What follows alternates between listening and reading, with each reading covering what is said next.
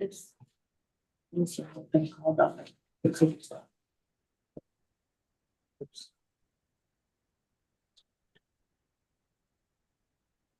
Yeah, so All right. So hello, everyone, and welcome to the July 23rd, 2024 regular council meeting for the Village of Lytton. I'd like to take a moment to remind everyone to please turn off your videos, mute your microphones, and to allow council to begin the proceedings. Just to let you know, we're all being recorded and broadcasted on the Village of Lytton YouTube channel. If anyone is looking for a video recording of this meeting or a past meeting, you can go to the Village YouTube channel and watch it there. Thank you, Your Worship. You may call the meeting to order. Thank you. I call this regular council meeting of the Village of Lytton to order at 7 o'clock. To begin, I want to acknowledge that we are meeting here in the Village of Lytton on the traditional ancestral unceded territory of the Ntlaka'kan people. Here in the room, we have at the table, we have Councillor Michelle, Councillor McCann, Councillor Lightfoot, and myself, Mayor O'Connor. And we have, we're joined by Councillor Tross on Zoom. We will begin by adopting the agenda for this meeting. Councillor Lightfoot, seconder. All those in favor? Carried. Now, adoption of minutes of the July 9th meeting. I'll make the motion. Thank you, Councillor Michelle. Councillor McCann, second. Were there any errors or omissions? And all those in favor? Yeah. Carried. All right, we are going to move right down to item number 6, which is delegations. And we do have a presentation here this evening.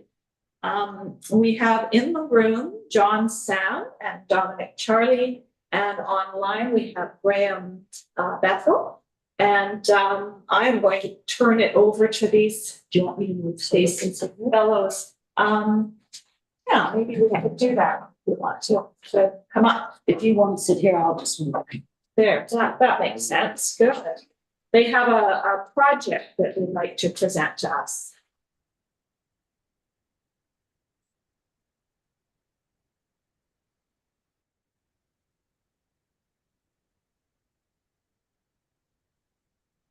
Perfect.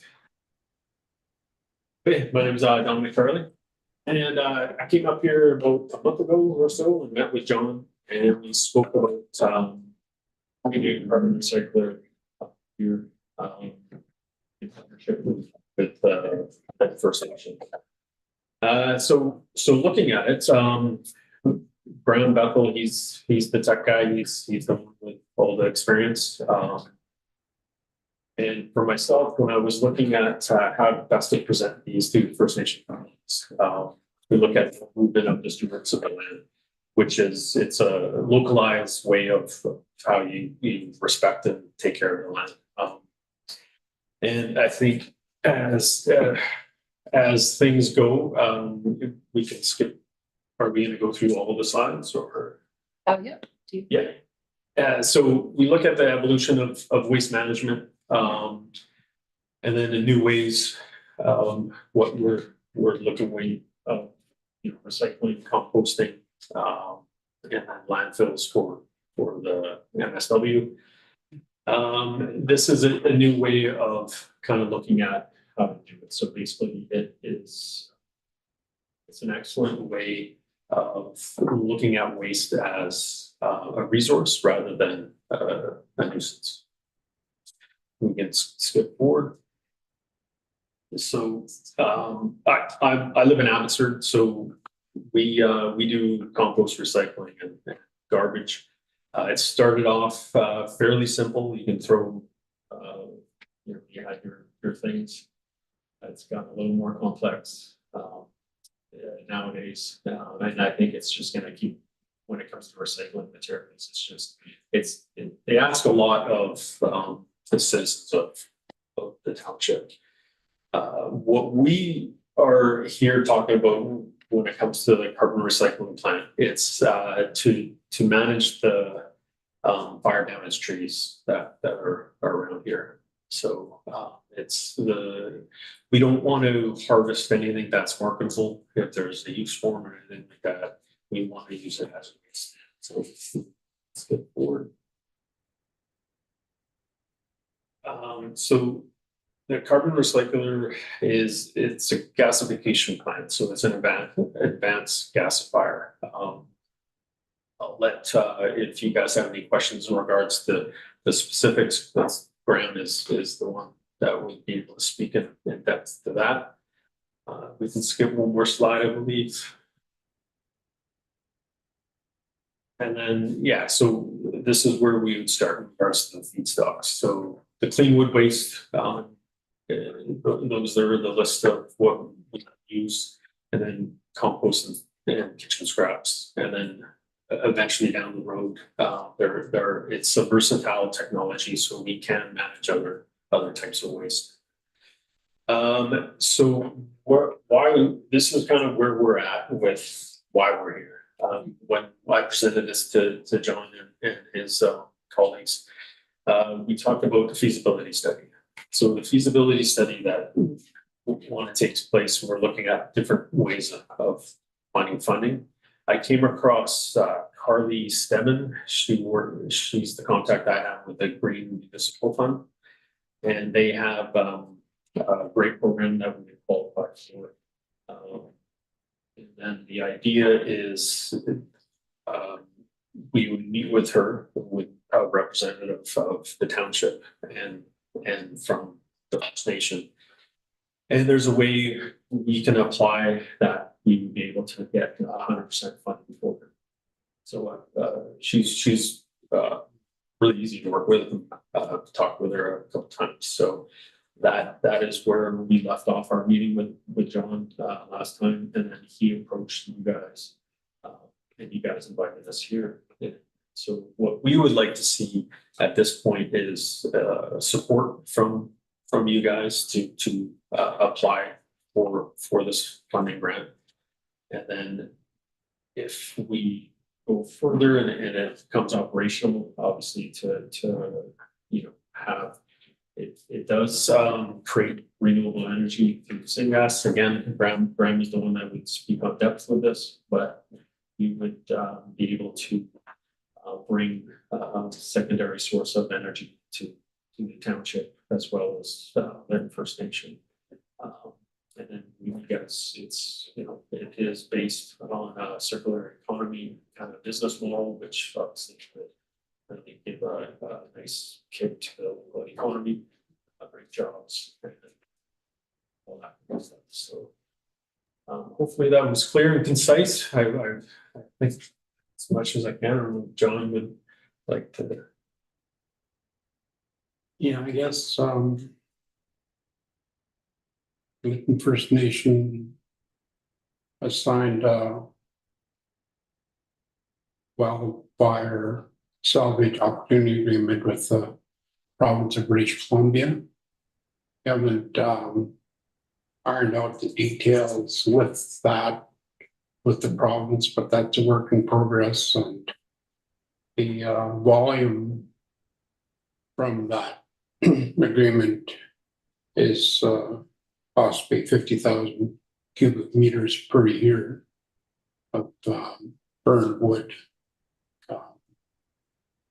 If you drive anywhere, north, south, east, west of Lytton, see burned wood everywhere.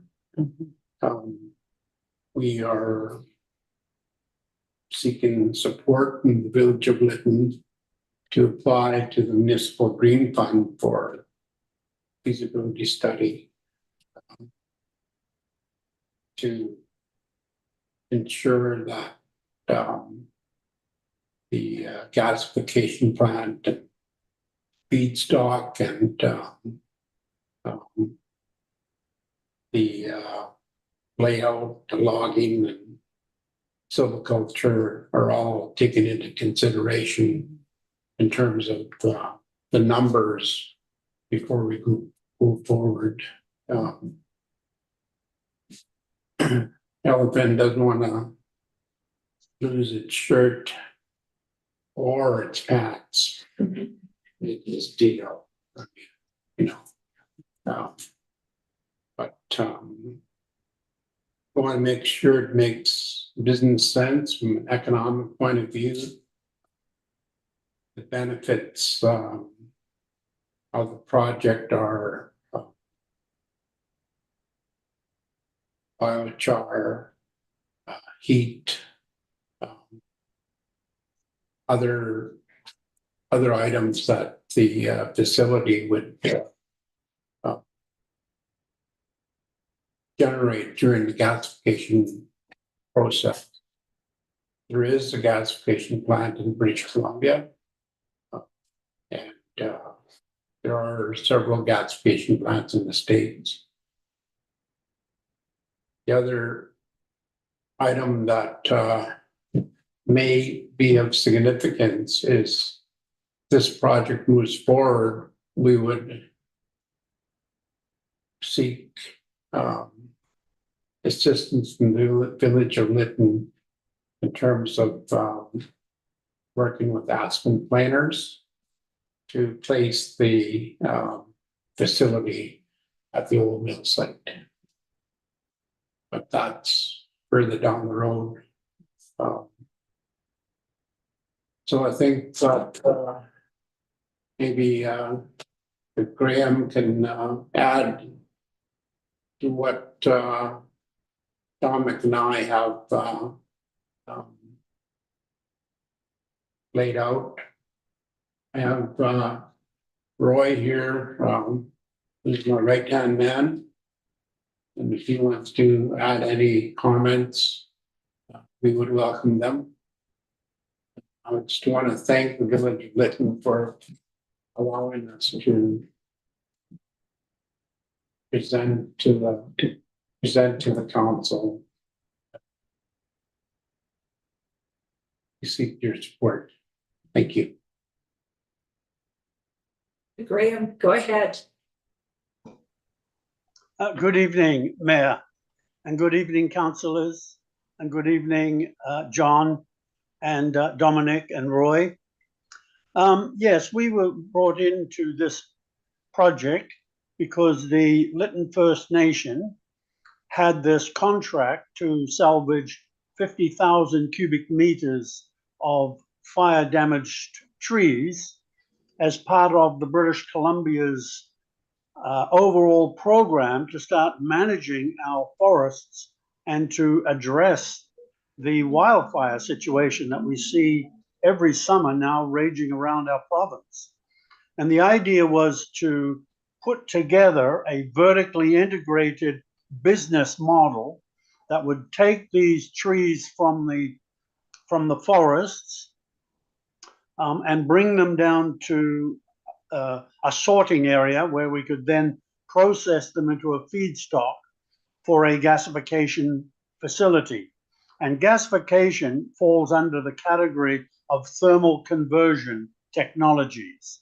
And what that means is it doesn't just consume the logs in an incineration process, it actually converts them to a gas, actually to a number of gases comprising hydrogen, carbon monoxide, methane, and other small chain hydrocarbons like propane, butane, and those kinds of things. And then those then, in that process, it produces this biochar, which is biochar is just like charcoal. It's a crystalline carbon material that is formed from carbon. In a sense, you're taking carbon out of the atmosphere and you're storing it now, capturing it in this biochar. And that biochar can be processed to become a fertilizer for all types of lands, from home gardens to commercial operations to sod farms to agricultural fields to whatever.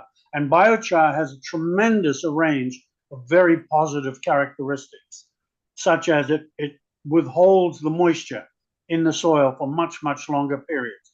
It makes available fertilizer products like phosphates at a slow release rate that is supportive of vegetation. And it also creates a structure in the soil that is positive to vegetative growth.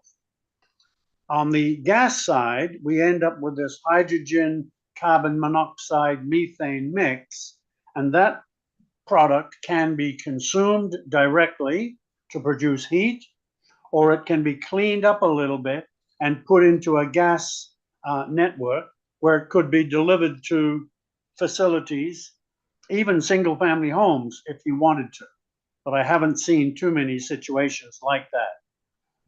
But it's making beneficial use of trees that have been damaged in nature and turning them back, creating jobs, creating cultural foundation to actually restart an economy. And when the idea of bringing it to the village of Lytton came up, I thought, actually, that's a very, very good idea, because Lytton could end up becoming the very first carbon neutral town in all of Canada. The tremendous greenhouse gas and greenhouse carbon credits produced from this technology. So, and if you've got any questions around it, I can certainly answer those questions. Excellent, thank you. Now, we have Roy here as well. Did you want to say a few words as well, Roy? Sure, thank you very much. Well, I appreciate the invitation for us to come and present to you guys. You know, I mean, I've worked with the Village of Lytton ever since my day one with the First Nation on the Fire Smart Committee. You know, and that really, for me, that's a long-standing relationship that family have with Lytton First Nation. You know, really. And when I think about all the other bands, you know, I do work with them, but you know, I think about Lytton, the situation that we're in right now in this recovery mode. You know, it's a great opportunity to strengthen our relationships. You know, not only with the village, not only with the bands, all the bands around here, because you know, like he's saying, you know, there could be a network of energy that we could share. You know, it's not just and it's not just the burnt timbers, you know, because number one, 2021 was, you know, too many years ago that there's no value in those timbers. There's other options too for the feedstock going into the gasification process. You know, there's we can do municipal solid waste, you know, rather than treating it and then basically dumping it into the river, you know, which is the traditional way of doing it. But if we can divert that away from the river and into an renewable energy, we can also divert up to 95% of the waste going to the dump. I believe it's only glass and metals that can't go into there. You know, so that's creating diverting stuff that's going to another landfill somewhere else, you know, which is also bad for the environment. We got to think about, you know, all the things that Mother Nature has been through and has, you know, basically put us through. You know, there's opportunity here that work together. You know, this is a huge endeavor. John, Sam, and I have been working on it and researching it and working with networking, you know, as like-minded people that want to help. And, you know, to be like Graham said, you know, we could be the first carbon neutral town. You know, we're not a city, you know, we are a town, you know, and we're Lytton. So if we can pull together, you know, it's, you know, it is costly, you know, and we have to network, you know, like we're talking about reaching out to Aspen Planers because they have the land down at the old sawmill, you know, which is an ideal site. And it's not that far to, like my grand vision is to truck everything to the gasification plant. Like I know that in cities, they have those carburetors. You know, I mean, I woke up one morning just visiting my buddies there, and I was like, you know, and all of that goes into their sewer system. You know, if we could divert all of that down there, just pipe it down, and we could pipe back stuff. You know, and the reading that I went through, you know, we can actually do biodiesel, biopropane, you know, biochar. which are, you know, all great things to work with, and we can market it out. You know, we can be self-sufficient, we can have our own energy source. We're talking about, like John Sam and I were talking about trying to harness or do something with the heat. You know, and you know, like right now, you know, we don't need extra heat. But we can manufacture stuff. We can use our Lytton First Nations timber license that we have an annual allowable cut that is designated to Lytton First Nation because of the numbers of members that we have, which is huge. I mean, 50,000 cubic meters. I have no idea what 50,000 cubic meters looks like, but it sounds like a great number, you know, to start with. And it's not the only feedstock that we're going to be putting into it. There's so much opportunity, and John Sam is a prolific grant writer, and he's got another team behind him. So it's not just John Sam doing it. He has a whole team that is dedicated just towards grant writing. When we've seen this municipal grant, you know, in the right way, you know, and you know, we've got a good working relationship. You know, there's no reason why we can't all benefit together. You know, there's just, I see a lot of head shaking, you know what I mean, which is a good sign, you know, but you know, we need that commitment. You know, we need to say that the village of Lytton is on board with this, and you know, I'll do my best to honor all of our commitments, you know, because yeah, Lytton First Nation pays my salary.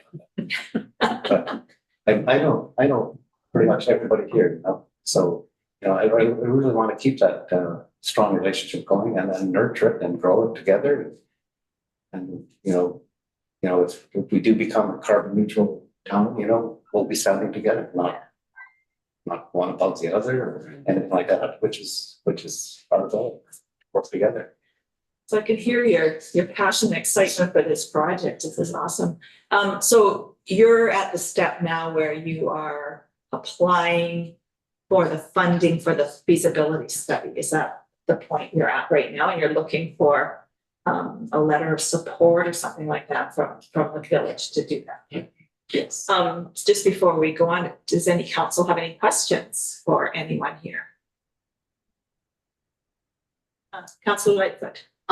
So I was quite excited when I saw that it was about biochar, because we have a couple citizens that have been talking about we need to do biochar, and for 2-3 years they've been talking about that. So that was good. But I have to say that when Dominique gave his introduction and his the way it was presented was composting.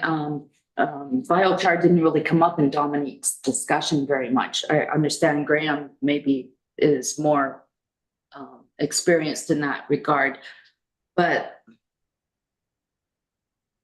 perhaps it's past experiences. But when I start hearing about composting, recycling, and municipal garbage, I know maybe 12 years ago, there was a similar effort to bring that type of material into our community.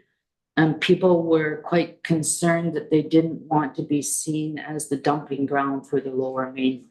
Yeah. So that's my concern. Having said that, I'm more than willing to give support for, you know, a review of the viability of the project. If when that is produced, you come back and we have more discussion on what it entails. Like I said, biochar, I mean, the way the province is burning up, there's probably not going to be a shortage of it for a number of years, but the gasification plant, that's interesting, because when the compost facility was here before, methane wafted through the whole community. And composting is good because you get topsoil out of it, but you're still releasing the methane gas, which is the issue for climate change and that needs to be contained. So Graham, if I understand you correctly, that would all be captured, all those gases would be captured, they wouldn't be released. That's right. They're captured and used. So I'm just being honest, like biochar sounds like a wonderful product. And but personally, maybe it's past experience, maybe it's history with other areas. Municipal household waste, there's an endless supply in the Lower Mainland. We will never be out of that feedstock, but I would hate for our community to be seen as a dumping ground for the Lower Mainland. Okay. So just, do you have a comment on Yes, that? Yes. sorry, I apologize if I wasn't clear. So when I was speaking before, I was just talking about the potential feedstocks. So we were specifically talking about the fire damaged trees for this particular project. I was just trying to explain the versatility of the technology. So the end result is the syngas, which can be used for heating and cooling, and the other byproduct is biochar. So we would be taking whatever feedstock we would use for this facility, and the end result would be biochar. And that's where the use comes from biochar. So, and when I think of the MSW or the compostification center, I'm thinking just of your community. Whatever you guys produce, like waste, you can process that here. You know, I'm not talking about trucking loads of stuff from where I live down to Abbotsford. Yeah. My goal is to get community self-sufficient in regards to environment business model that are not pie in the sky. This is proven technology that's used in regards to waste. So that's why we would like to start there with waste, and that's so from construction straight through the fire. So, but that, yeah, feasibility study would obviously outline all that and be very detailed, very specific, and very, very step. So I think that's where it is. John, did you have a comment? Yeah. I just want to clarify that this project, and I may stand corrected from Dominic and Graham, I don't believe we will be using GVRD waste in this facility. That has been used elsewhere for various uses. We will not be using GVRD waste for this gasification plant. And I may stand corrected, but That's not your plans. Other questions? Councillor Toss? Thank you, Mayor O'Connor. I think Graham wanted to weigh in before I ask my question.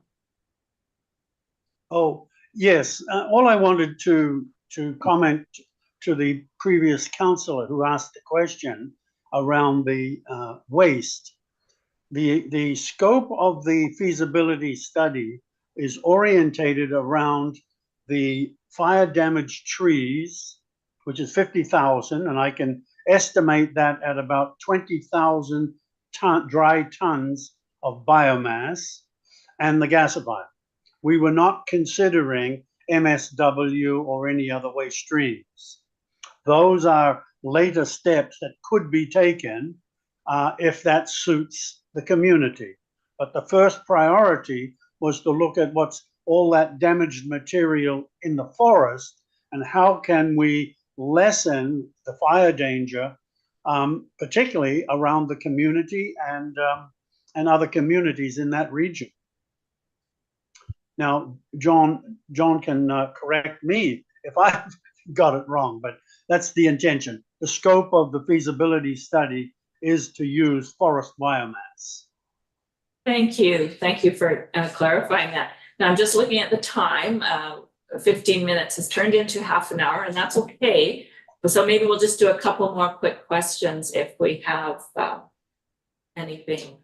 Councillor Toss? Yes, thank you, Mayor O'Connor. I have no problem supporting the feasibility study. I think this is really exciting. I do have a quick question on the logistics when you were talking. I'm sorry, I don't know everybody's name, but the gentleman that said the only exceptions are glass and metal to go into the system. Is that correct? So you could put plastics in this system? Yes, plastics are made up of carbonic material, hydrogen, carbon, and oxygen. So yes, they do gasify. Okay. They break down into simple chemicals. And the other one was, he mentioned, you know, the waste that would normally go into get treated and put into the river. Are we talking about sewer waste? So that is also something that potentially the system could do, although you've made it clear we're focusing on the trees. But You're talking about sewage sludge? that's what I understood that gentleman to say. Yes, that's certainly possible to do that. Okay, interesting. Yeah. And then the last question was the infographic that had the heat sort of, it had a sort of smokestack in the middle of the infographic. And it looked like something like gas would come out of, but yet you're saying that the gases would be trapped. The gas is trapped. There is no, yes, it is contained to how you want to use it. If you want to clean it up and then pump it through a network, you would do that. If you want to convert it into energy right away, you would build a thermal oxidizer. So the chimney looking thing in the infographic is not actually a chimney. I think what you're seeing is a thermal oxidizer. Yes, it Thank has you. a stack. It has a Okay. stack. And I'm sure we'll be learning more about it as yeah. the feasibility study proceeds. Thank you very much. Thank you. Councillor McCann, did you have a question? Yeah, I have a couple quick ones. First of all, is there any notion that the product could be going back into the land that it came out of, like the biochars, right? Because someone asked me that. Hmm. So if there's any chance it could go back into the side hills where the trees came from, that'd be awesome. And help the new trees grow better. So I heard somebody say silviculture, so it sounds like there is a process in mind here. Yeah. And my understanding is that in order for this to break even and to make a profit, is the intention to make a profit, or are we breaking even, or is this going to be like, we'll make lots of money and get rich forever? Like, We're after profit, yes, yeah, it is, and that's where the feasibility where the study will feasibility- spell out the action. Okay. And it is a sound. and the other question there was, when you were talking about capturing gases, would the feasibility study put those little identifiers in there? So if you were to capture this gas, it would look like this, and if we're doing that, like just to see those different options come out of the feasibility study? I'm hoping, yeah. That would be, yeah, grand, but yes, I so. All right, John. Yeah. I should have bought my my light show with me, because I have biochar in my office sitting on a shelf from a different project. It's kind of similar to this. And they're in one packet, there's chips. In another packet, there's what? Powder. And then the last packet is biochar. Mhm. And it's black, you know. Mhm. And I think there's a market for biochar. We won't be sprinkling away. We want to make some money from it. That's what I thought. I couldn't see how you could make money putting it back where it came from, but I had to ask. I read and I research, and as soon as I heard biochar, I went onto YouTube and learned how any farmer can make their own biochar. Mhm. And then I went on to Amazon and seen what the price is for one little package, and it's like $50-$60. Yeah. Just like that, yeah. All right, so I want to thank you so much for your presentation and informing us all a bit more about, you know, what this is all about. I would like to make a motion that we write a letter of support for this project for Lytton First Nation to a letter of support for the feasibility study. Can I have a seconder? Councillor Lightfoot. And all those in favor? Aye. Carried. So we will provide you with a letter of support. Yes. Sorry, we went over 15 minutes. It was interesting, and appreciated you joining us tonight. Yeah. Thank you. I was hoping to catch a fish for Chuck. Couldn't find Thank you very much. All right, thank you, John. Yes. All right. Thank you and good evening. Yeah, and we'll have to find you and take a look at that bio chart one day, John. Yeah. Yeah. All right. Good night. Thank you. On my foot. Okay, we're going to move on to item number 7, which is public comment, and we're going to turn it over to CEO Storoshenko. Thank you, Mayor Connor. So members of the public are now invited to comment on matters related to the agenda. If you would like to speak, please use the raise hand function on Zoom. You can find that by clicking on reactions at the bottom of your screen and then clicking raise hand. When it's your turn, I'll read your name and you'll be asked to unmute yourself. You'll get a pop-up on your screen asking you to unmute. You'll have 2 minutes to speak. Speakers are asked to please state and spell your name, your address, and the agenda item that you're speaking to. So if anyone would like to speak, please use the raise hand function now.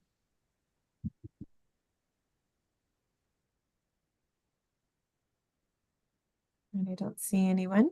I'll call for a second time. If anyone would like to speak, please use the raise hand function now. And I'll call for a third time.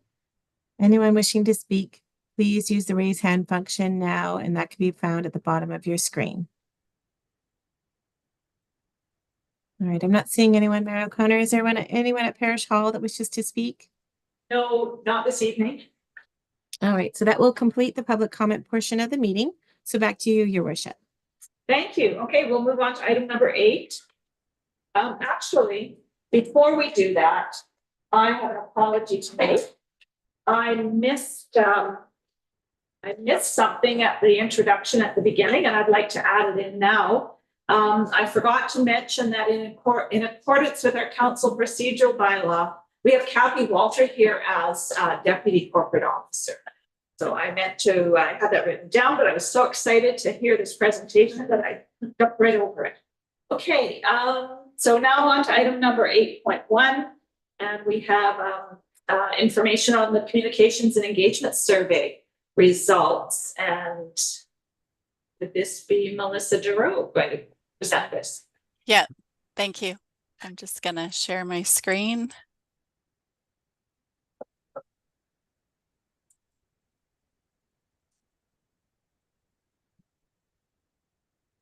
All right, can you see it? Yes. Okay. Great. Good evening, Mayor and Council. I'm going to present some survey results from a recent communications and engagement survey.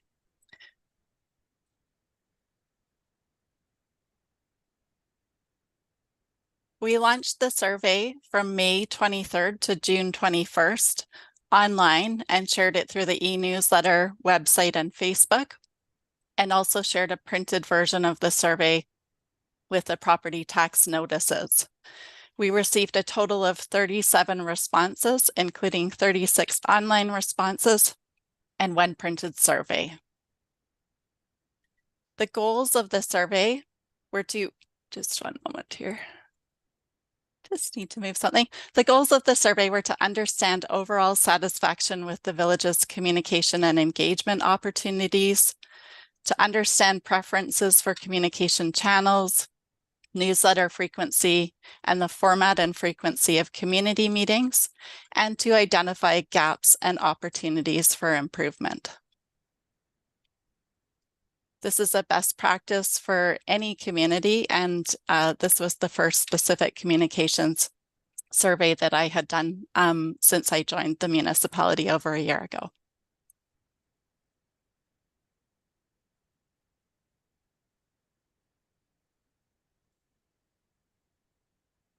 We heard primarily from people in the Lytton area, surrounding areas, and a couple from the Lower Mainland. And the majority of respondents were over age 65 and also in the 45 to 64 age brackets.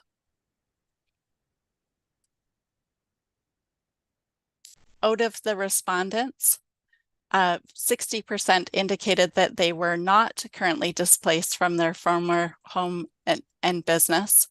37% said that they were, and for 3%, this was not applicable. For those who are displaced, some are still planning to return, and some have returned already. In terms of satisfaction, over 57% of the respondents were satisfied with the information and updates from the village. Less than 1/4 were dissatisfied, and around 19% were neither satisfied nor dissatisfied. The top 3 channels that community members use and prefer for information and updates from the village are the village's e-newsletter, Facebook page, and website. Almost 1/4 of the respondents identified the Coffee with Mayor and Council as a preferred channel for receiving village information and updates. These informal types of community meetings are something that are becoming more common in municipal government, and it was great to receive this positive feedback about it. In terms of the e-newsletter, out of the respondents, 78% received the e-newsletter and 22% did not.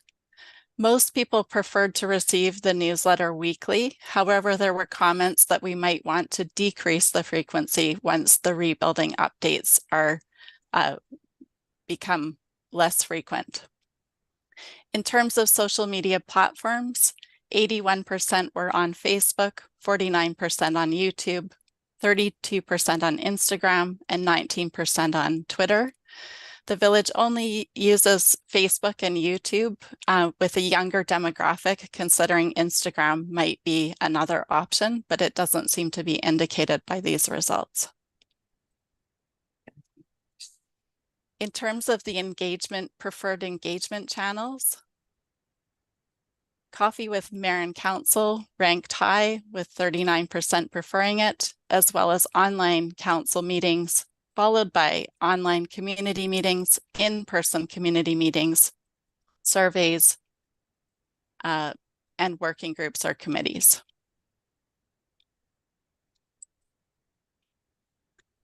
More respondents had attended community meetings online than in person, and some of the respondents had not attended any of the community meetings. The mayor had asked for feedback earlier this year about the feedback and format of community meetings, and so we received some information here. Generally, people would like to keep the current format of the meetings, which starts out with presentations by key speakers, question and answer periods, and a chance to provide feedback. The frequency, some people indicated that they would like to see community meetings more regularly, and others as well supported the idea of less formal meetings on a specific topic, which we have been offering as well for topics such as the rebuilding with fire resilient materials. Respondents provided some open-ended comments about communications, including appreciation for the territorial acknowledgement and quality of the newsletter, suggestions for organizing the newsletter by topic, and suggestions for facilitating community meetings focusing on progress towards short and long-term goals, like the capital projects meeting last week. One community member noted that they're not up to date with technology, and this is something that we do try to keep in mind by balancing out the use of technology with the newsletter, Facebook, and website, but also providing hard copy materials at the village office and parish hall, using posters, providing printed surveys, offering opportunities for informal conversations, and as well printing materials where possible. Key takeaways on my side are to consider organizing the newsletter by topic, to consider down the road potentially of decreasing the frequency of the newsletter once rebuilding is better underway, and to continue using a range of options for communication, including both technology and low-tech options, supporting continuation of any informal meeting opportunities, and continuing to provide short and long-term updates on plans at the community meetings going forward. Are there any questions now? Excellent, thank you. Council, is there any questions regarding this report? I don't see anyone with any questions, Melissa, but I just want to say thank you for doing this. You know, it's reassuring to see that, you know, what we're doing seems to be working for a lot of people, and it's excellent feedback that you've received. So, Councilor McCann? Not a question, just a comment. Just looking at the respondents and the age of the respondents, and yeah, that I think it indicates for us that we have some work to do with people that are under 60 years old. And that could be something we all spend a little bit of thought on. Not just what you're doing, but what all of us are doing. Yeah, absolutely. So there's a question we always ask, which is who's not in the room? So who are we missing with our communication? I would say also that it does reflect a bit of the demographics in the community. So it's a balance of the two. Yeah, that's great. Thank you. Okay, well, thank you very much, Melissa. Thanks very much. Councillor, sorry, we have Councillor Lightfoot. I would want to make a motion that council receives the update on the 2024 communications and engagement survey results for information. Thank you. And a seconder? I'll second. Thank you. And all those in favor? Carried. So thank you for doing that. All right, Thanks. so we'll move on to item 8.2, which is our CFO, Diane Momberquette, and the financial update. Thank you, Mayor O'Connor, and good evening, everybody. And welcome to those who are joining us online as well. This is a quarterly update, but it actually will cover the first 6 months of the year because we didn't do a quarterly update at March 31st. So I'll just review a couple of the kind of significant highlights in terms of the financial statements at June the 30th. There are, you know, at this time of year, there's a number of variances compared to our budget that relate really strictly just to timing because we've budgeted, you know, we budget for the whole year. We don't budget on a less frequent basis, and I only have 6 months of results. So, for example, we have a government grant that we receive every year called the Small Communities Grant, budgeted at $344,000. That hasn't been received yet. So we are still completely intending for that to be received for the year end. So when we just run through kind of on the revenue side of things, we had included in our 5-year plan budget for this year $700,000 of revenue from the provincial government. This is part of the surge funding that had been provided to Lytton. Just based on how accounting rules work, we're not going to see that we've got that $700,000 in the bank. It's not an issue of getting the money. It's just the way that it's recorded for accounting purposes. So we're going to need to amend the 5-year plan for that. I just mentioned the example of the Small Communities Grant that hasn't been received yet. That would fall under other government transfers. You know, property taxes come in on budget fairly close every year. The sale of services is made up of a number of things. That includes water and sewer rates. It includes, you know, any kind of, excuse me, fees that we charge for building permits or any other services like that. So there's a whole bunch of numbers that make that up. The key differences are related to the fact that water and sewer is billed quarterly. You know, 50% of our budget for the current year would be $11,700 for water and $13,900 for sewer, but both of those as well. So 100% of it's in the budget. 50% should be in the actuals. In addition to the 50%, we were late getting the billing out, so we just put it out at the beginning of July. So we only have 1 quarter showing in our financial statements compared to 4 quarters in the budget. So again, just an example of a timing difference. When we run through, I just wanted to note there is an item that's listed under the sale of services. We do have, you may remember we did when we did the 5-year plan this year, we talked about the fact that the long-term debt was paid off and we no longer needed to include debt payments. But there is some strange adjustment that's come through from the Municipal Finance Corporation related to that debt, $44,000 expense. Unfortunately, I wasn't able to get to the bottom of that because our accounting manager was on vacation. So I will get an answer to that and report back. But I just wanted to highlight that there's a number there that's pretty significant that I'm not sure what the background is on it. Investment income continues to run ahead of budget, and we just when we did the budget, we wanted to be conservative, and that continues to come in at a good number. So just briefly moving on to the expenses. Again, the expenses are budgeted for the full year. I'd like to say that we're superstars, and that's why we're so under budget on the expense side. But I can't really claim that because most of these expenses will get incurred by the end of the year.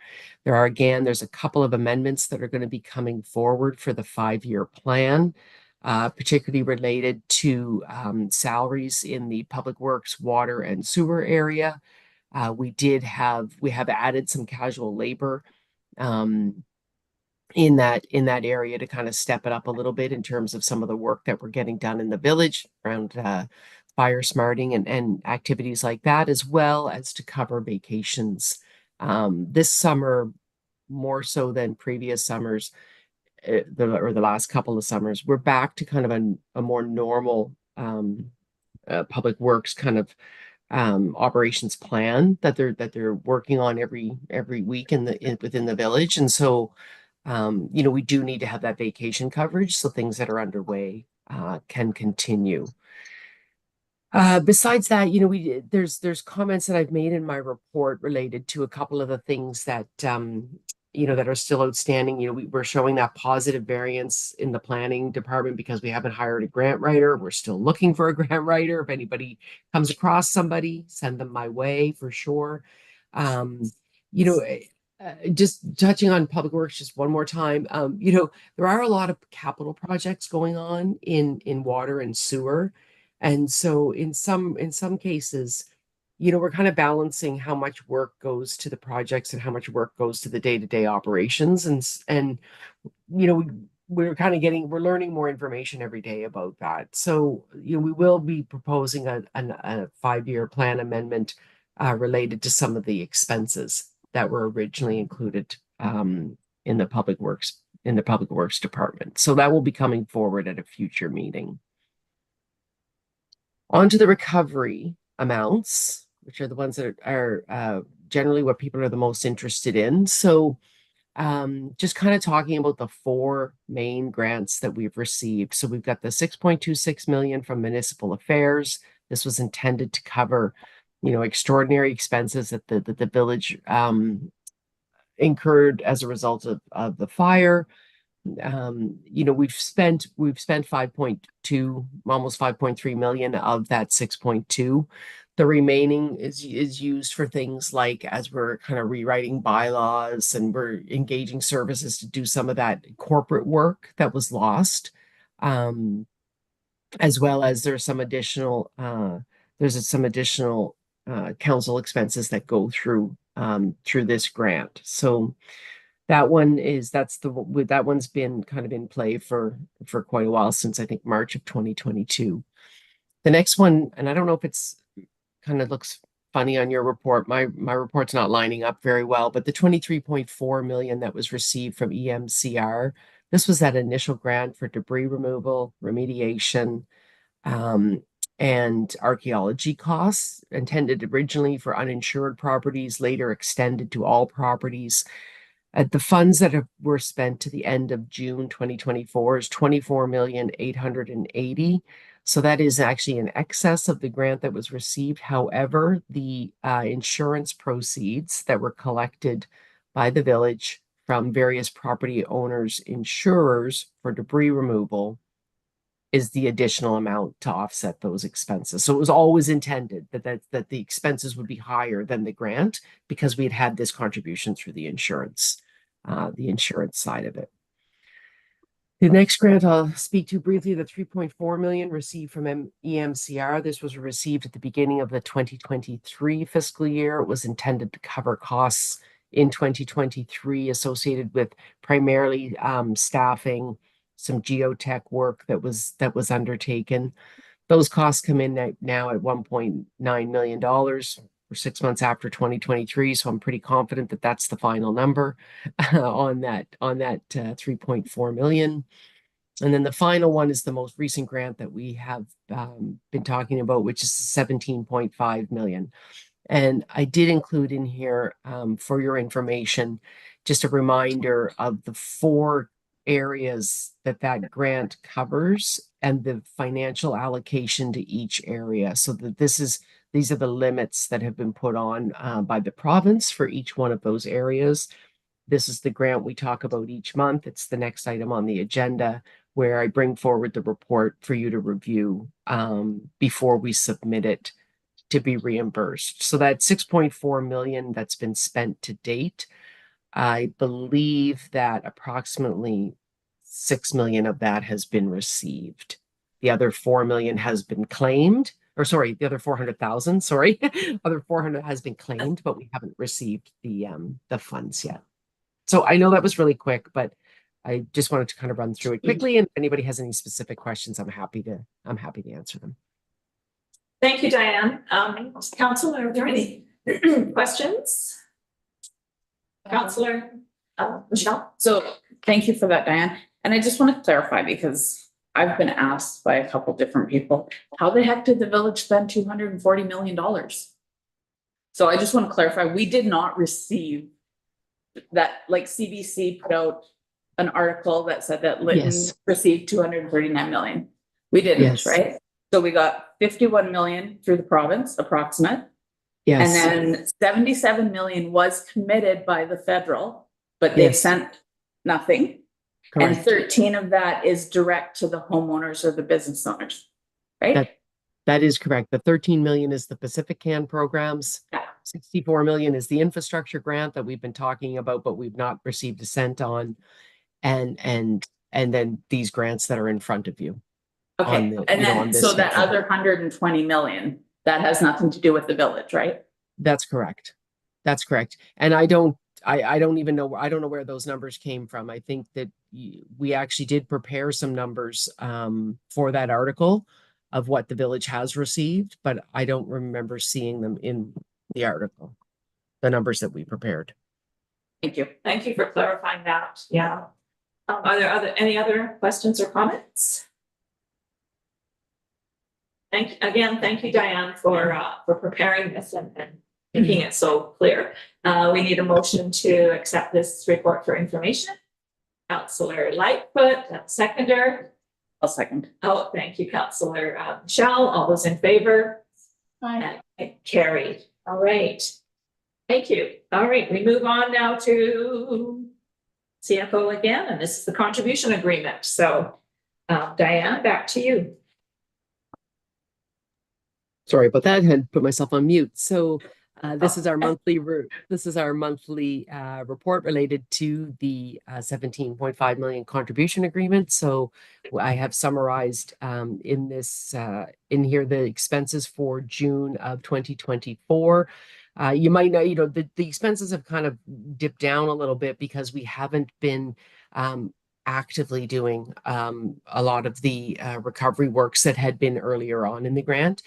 You will see that kind of start up again as we are attempting to complete all of the remediation works by September the 30th, so that we can, kind of close off that portion of the work and move on to the next stage. So for the June report, we had a lagging invoice from Tyrannus. My understanding is this relates to reporting requirements from back when some of the environmental work was being done. The uplight limited is the portable washrooms that we're waiting for to arrive. We had a little bit of work done on the planning side of the public works building, and then the majority of it is our recovery staffing cost for the month. So I'd like to submit a claim to the province of British Columbia for $96,335. Thank you. Are there any questions? No, we have a recommended two-part motion here. Who would like to put that forward? Also moved. Thank you, Councillor McCann, a seconder. Councillor Toss, all those in favor? Aye. Carried. Great, thank you. And Thank you. now we will move on to item number 8.3, corporate recovery lead. And I believe we have Shannon Story on tonight who will speak to the purchasing policy. Thank you, Your Worship, and good evening, Mayor and Council. Just going to share my screen here really quick. Lisa, it's not letting me share. Yep, now it is. Thank you. Okay, everyone see that okay? Yeah. Perfect. Just So I have. Oh, sorry, yeah, go just ahead. before you start, Kathy, could you make it full screen for us? At the very top there. Yeah. I think that is, does that not do it? That was the screen. Okay. All right, we'll give it a try. Sorry about that. Okay. Not too much information. I'll make sure that in the actual presentation on the screen. So I'll just make sure that I say it all, Your Worship. I have two things before Council this evening for your consideration. One is a new purchasing policy, and the second is a new officers and delegation of authority bylaw. This presentation will be really quick because, to be honest, there's really what I've done here is streamline documents, streamline some painful documents to make it easier for everyone involved to be able to use them daily and not treat the Village of Lytton like we're the city of Vancouver. If it's okay with Council, I've actually done it all in one presentation because they're both the bylaw and the policy are linked together. But I'll start off talking about the purchasing policy. So our current purchasing policy was adopted by Council in 2022. It's 49 pages long, and it's near impossible to understand.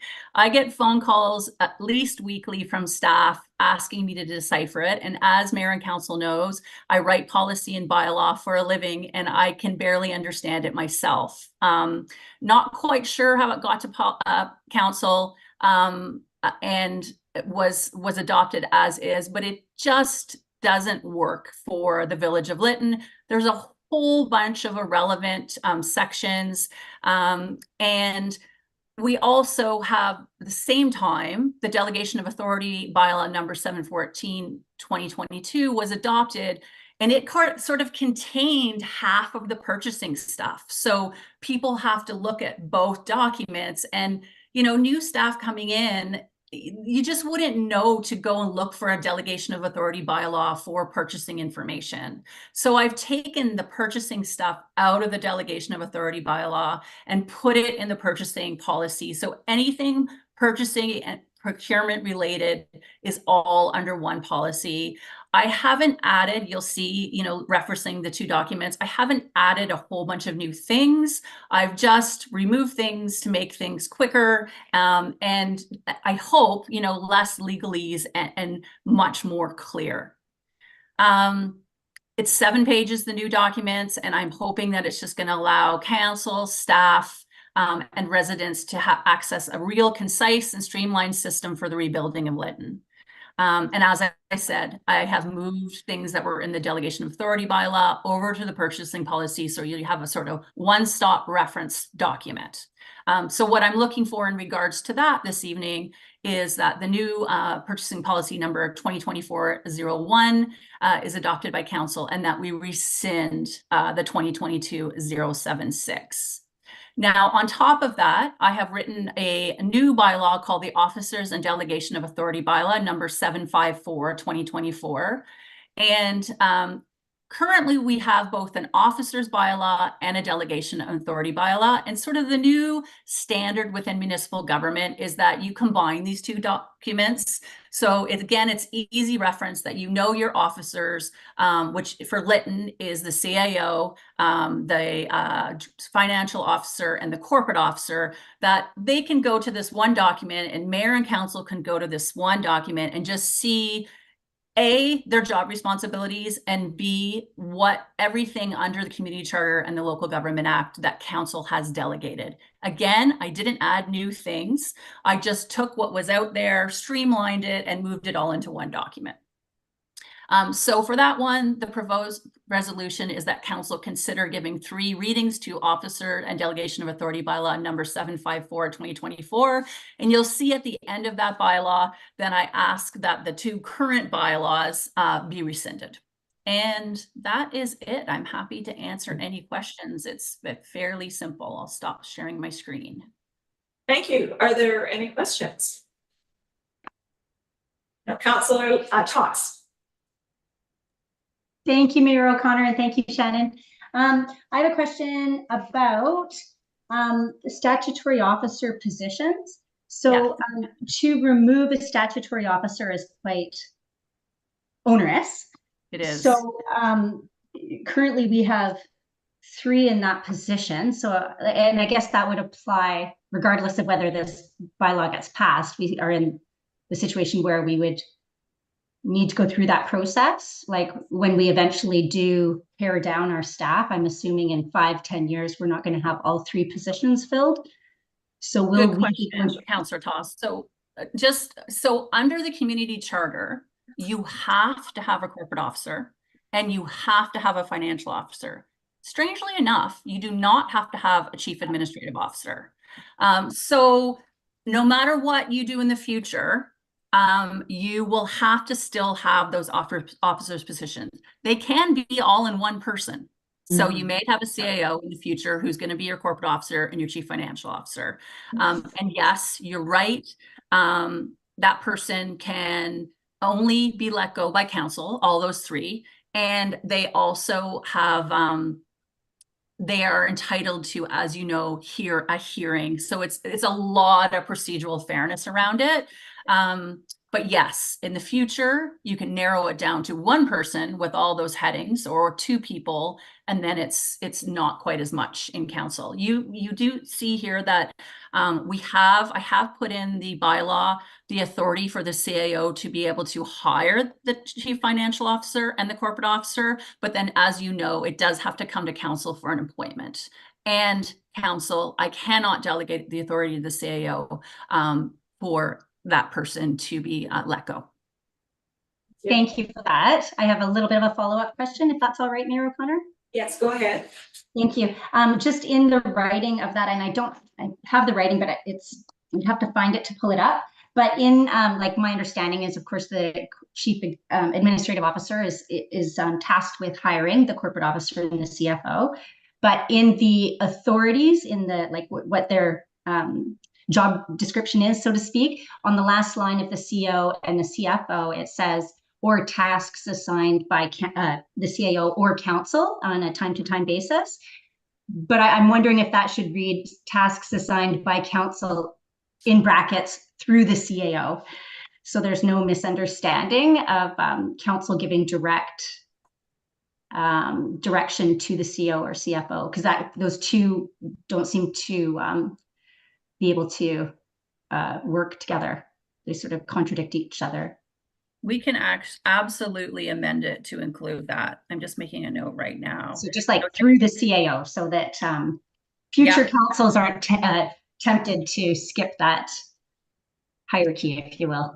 Actually, so I'm just looking at it, Councillor Toss, and so obviously we want to leave the CAO one the same, but the actual chief, so the corporate officer, for example, says, so this is L on page 3.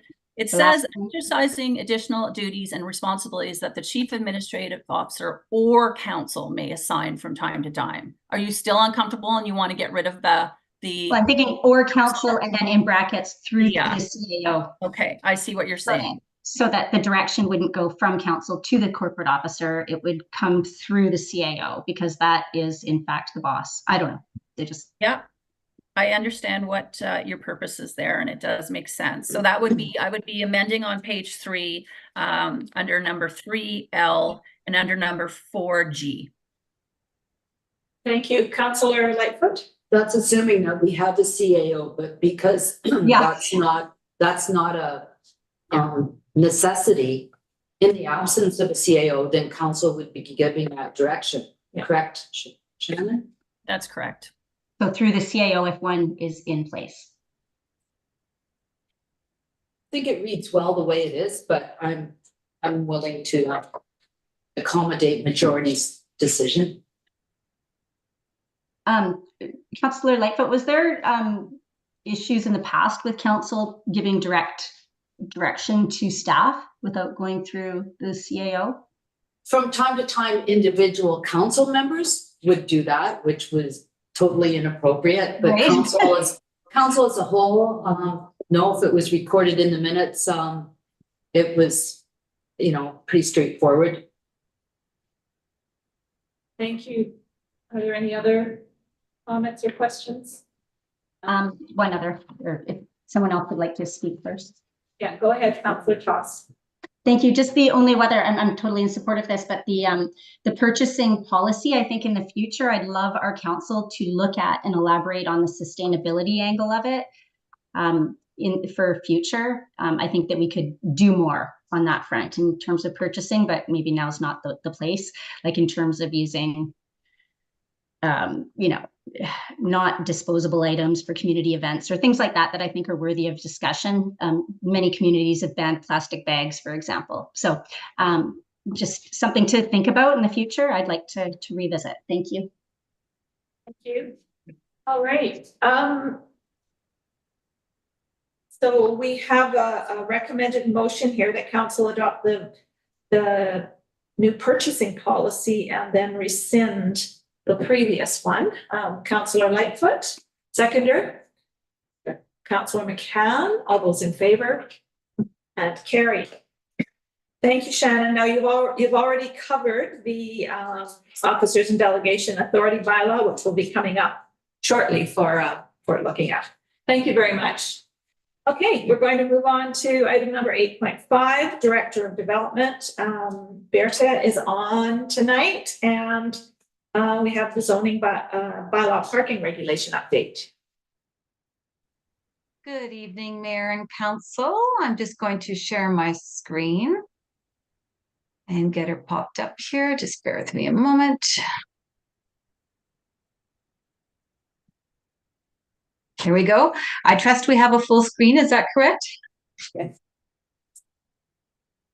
Yeah, okay, I couldn't hear anybody. Tonight's presentation is really just to highlight the process that we've gone through for the parking regulations, talk about some of the changes that are proposed, and provide opportunity for council to discuss any of the items as well as ask any questions that may come up. So the process, if you recall, council had directed staff to investigate changes to the parking regulations that were found in the existing zoning bylaw 484, and yes, that is Main Street.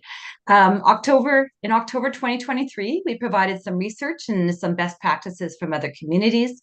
In February 2024, there was a provided initial recommendation that went to the Ministry of Transportation for their feedback, because they have jurisdiction over Lytton, because most of Lytton is within 800 meters of the a controlled intersection or a controlled highway.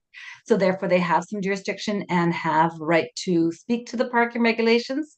And then today, here in July 2024, I'm presenting the proposed regulation for your endorsement. So some of the changes that were incorporated, I think you may have noticed that in your package, there is a fourth attachment. And what I wanted to do in that attachment is really spell out some of the regulations that exist today, some of the regulations that we're proposing, and excuse me, the wording that I put was the impact of the changes.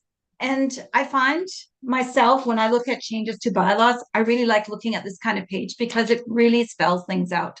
Just one moment. So most of the changes prepared are clarification of language for ease of use, basing parking on fixed factors. So for instance, the gross floor area of the building will always remain the same. However, the number of employees or number of bowling lanes or things like that that are changeable are really not a good thing to put parking on. The old parking bylaw was the number of desks, and really desks can change on a day-to-day basis. One of the other things that we really looked at was streamlining the requirements for commercial zones. It looks like historically the commercial zones were shifted with a C1 zone versus some other commercial zones, and they had their own separate requirements for parking, and it's much easier to look at it comprehensively. We looked at a few of the things such as the access aisles, and we reduced the two-way access aisle from 7.5 meters to 6.5 meters. And that was based really on some best practices. A lot of the lanes in a lot of areas are no more than 6.5 meters. And if you think about it, a standard parking stall in the meters world is 2.5 meters. So you can imagine a car could fit quite easily in 2.5 meters with doors open. So therefore driving back and forth, 6.5 meters is more than ample. We want to, ensure that the land in the village is used well and that we can create a really comprehensive, cohesive community. So spending a lot on extra drive aisles seems redundant to me. We also updated some of the terminology. There was some terminology that was used that's no longer used today. One of the other things that we did is we consolidated a lot of the uses. Initially, the Section 3 had various different uses. They had business offices, government offices, professional offices, and all types of other offices that had different parking regulations, some of them the same, some of them different. So we've called them all offices, and they just have one parking regulation. So again, if today I have a professional office and tomorrow it's a government office, the parking regulations don't change because of that arbitrary change. The use of the building is still the same, which is office, and the parking is related to it. Retail had 3 different types of uses that all, again, we're speaking towards retail sales. So again, those kind of things were combined. We added some common uses. For instance, we added care facilities. And often care facility is care facility, for instance, for elderly people. My father, when he was still alive, he used to go to a care facility where we used to call it adult daycare, but he would hang out with other people and basically do different kinds of crafts and have some socialization, and he really enjoyed it. Other care facilities that we deal with a lot right now are daycares. And so we're looking at adding a parking requirement for that as well. The other thing is we increased the threshold for the requirement for loading spaces. And this is actually coming up in a live project right now. Initially, there was loading spaces for anything that was less than 500 square meters, and 500 square meters is 5,382 square feet of floor area. And we've decided that, or recommending that, taking a loading space out for that is really, we don't need it for a small cafe that might be 3 or 1,000 square feet in size. It really seems redundant to us.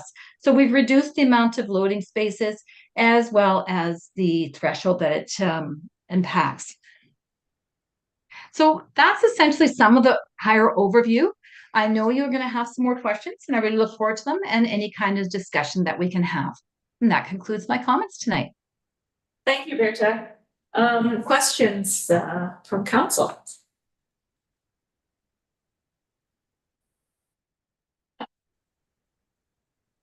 Councillor Toss. Thank you, Mayor O'Connor. I'm wondering, Berta, I appreciate that we're simplifying the parking regulation, and I understand the necessity for one. I'm always reluctant to put more bylaws in place, but I understand this is simplifying, so it's great. I do have, when I read through it, some of it still seems a bit heavy, and I understand. I looked at Coquitlam's today, and this is a lot more simple. I think theirs was 49 pages.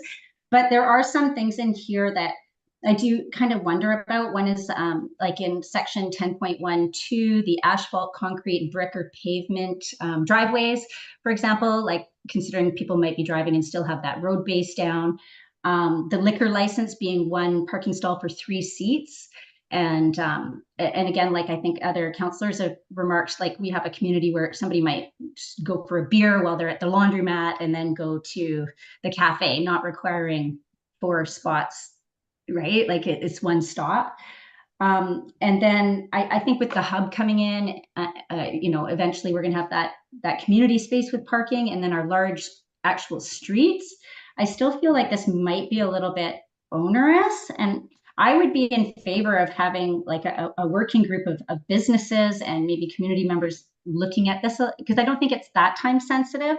And I don't know if the public hearing would be the right place to do that, because there's also one about on page 62 of 91 in the agenda. It's attached, it's in sections in Schedule C. It has vehicles in the driveways. This is the wording says required off-street parking spaces shall not be used for driveways.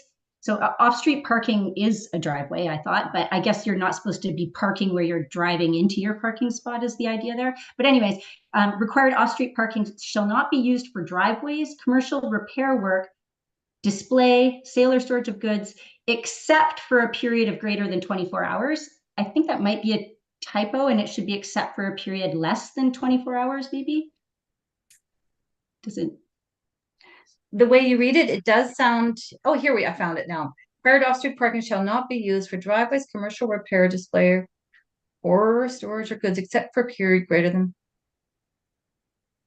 Yeah, that does sound awkward. I would agree with you completely. So I'll have to just give it some thought and how we could change that wording, or what's council's wish in terms of updating that wording. So I think it would be except for periods less than 24 hours. So for instance, if we were having car show. No, I totally understand the spirit of it. I think it was a typo, and I do. I think so too. So I'm going to put less here and note it.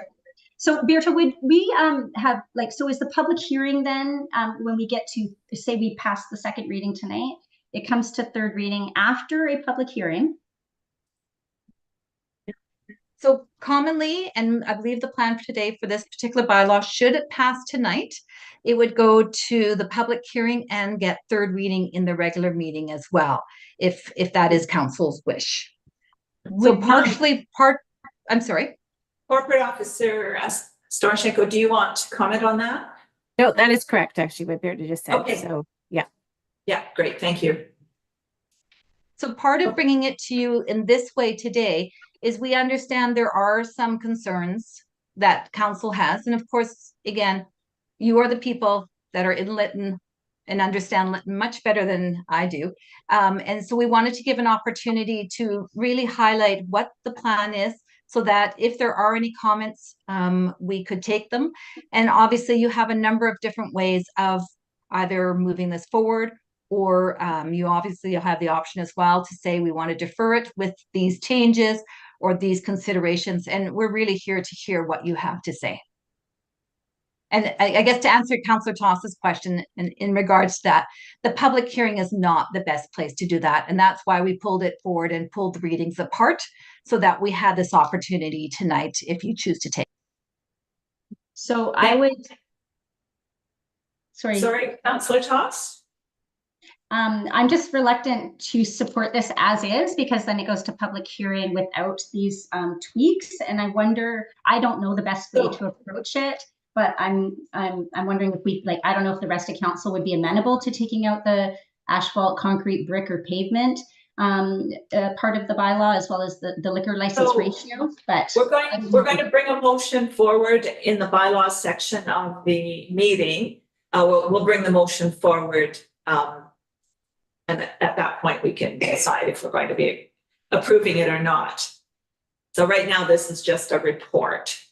So I'm sorry, Mayor O'Connor, when do we have the opportunity to tweak it then? Is it in that later discussion in today's meeting? I think along the process we will, if I'm correct. So if we tweak it before we make a second reading, that's fine tonight. If that's what we just choose to do, there'll be public hearing and then there's third reading. So am I correct with that, Corporate Officer Storchenko? So from my understanding, with the public hearing, if you take it to public hearing, and you make changes there, then it has to go back again to public hearing. So you'd have to go back to a public hearing and then do third reading again. So yeah, changes are best made now, before second. Thank you. Yeah. So we will have opportunity tonight when we get to the bylaw section of the agenda to change it. Can I just Correct. clarify what I think Yes. I just heard everybody say, just to make it sure I get this clear? Thank you. So in order to, this is a huge thing, sorry, when anything's more than 20 words, to me, it's huge. But there's a lot of stuff in here and there's probably grammatical inferences and all kinds of things. So in order to make those changes tonight, which it sounds like that's what we would have to do, we would have to have done our homework and already gone through with our highlighters and know exactly what we want changed tonight in the next 5 minutes or so to be able to recommend those changes. Is that correct? That's what I heard. Councillor Lightfoot? Or we could not pass second reading tonight and schedule it to come back again at a subsequent meeting with the changes. Okay. So you So- can make changes, just so you know, yeah. So you can make changes the night of the public hearing, but you have to do it before third. That is all. Then third reading would come And after third- the public hearing. Yes, so you Yes. could, yeah, that's correct. Oh, okay, Yes. that's interesting to know how Yeah. you do that. But my understanding is then you would have to go back to public hearing, isn't that right? No, Berta? Oh, sorry, go ahead, corporate no, officers. go ahead. Go ahead, Berta. Berta? No, you go ahead, Lisa, and I'll chime in after. Oh, too kind. Shannon was actually she was just texting me and she said she can explain. So Shannon, if you would like to explain it Oh, better. there we are. Sorry, I just thought I'd explain really quickly because it's super confusing. Typically you'd have a public hearing. So for example, you could amend it tonight, but to your point, you probably don't have the wording on the fly. You can amend it at the public hearing before third reading. So the whole point of the public hearing is to listen to the public and potentially change the bylaw based on what they're saying. So that would be absolutely ridiculous not to be able to amend a bylaw after a public hearing. It would defeat the entire purpose. So yes, you could have the public hearing, you can have your verbiage ready that evening, or you can just say, often the public hearing, a lot of information will come forward that council needs to consider. If you have that information, you just say, we're not going to give third reading tonight. We're going to allow council time to consider the information received. And then it would come to the next meeting for third reading. And then you can make all the changes there.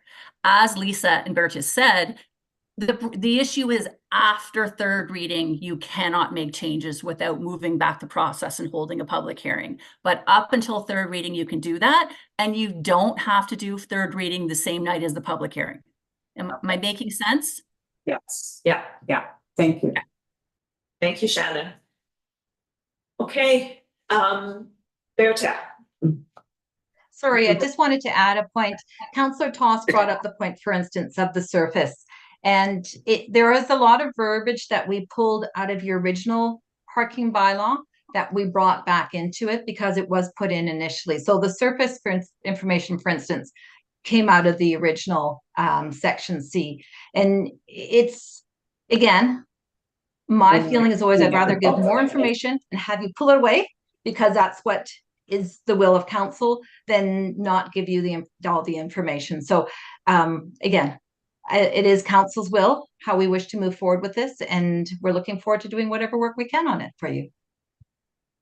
Thank you. So can we have a motion to accept, oh, sorry, Councillor Lightfoot, yes. I'm sorry, I just need clarification on your comparison. I'm not sure what it's called. The final attachment 4 cross-reference table.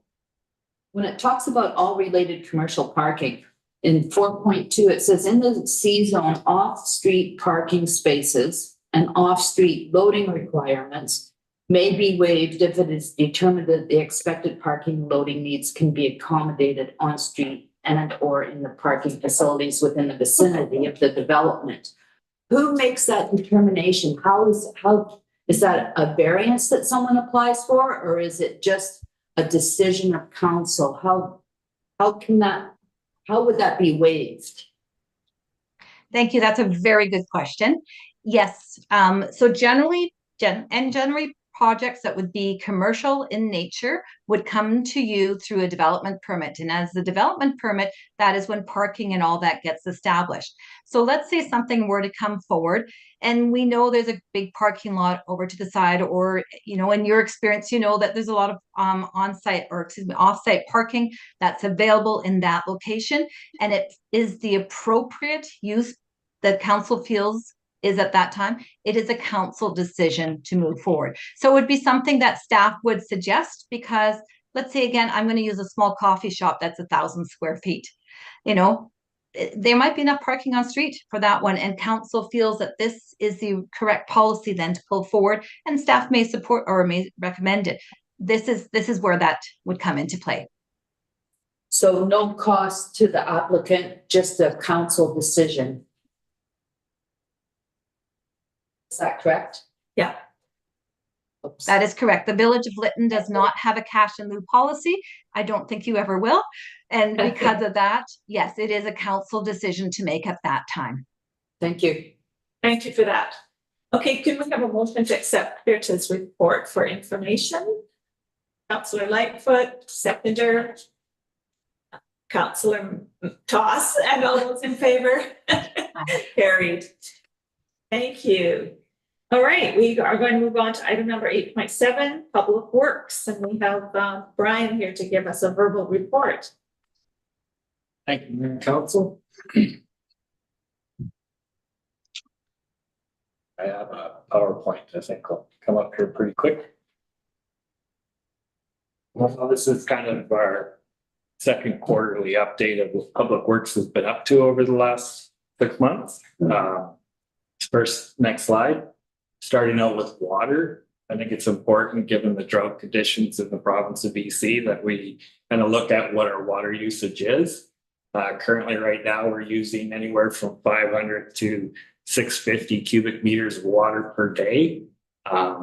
That's down from what it was last year, given some repairs and some other usages that have tapered off.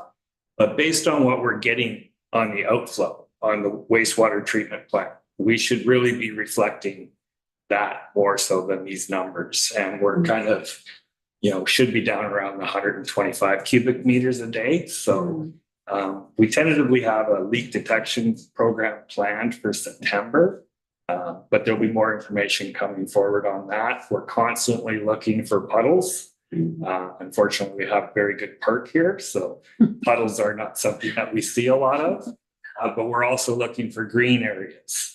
This time of year, there really shouldn't be a bank that's all green, especially if it's facing the sun. So next slide. Oh, actually on this slide, one of the things that I wanted to point out is the materials of this water repair we just did on that water line is not an acceptable material. So the reason being is the plastic glue pipe with chlorine over time leaks. So this was the second time that we had repaired this location since I've started. So it's kind of, we're looking at doing an upgrade in that area.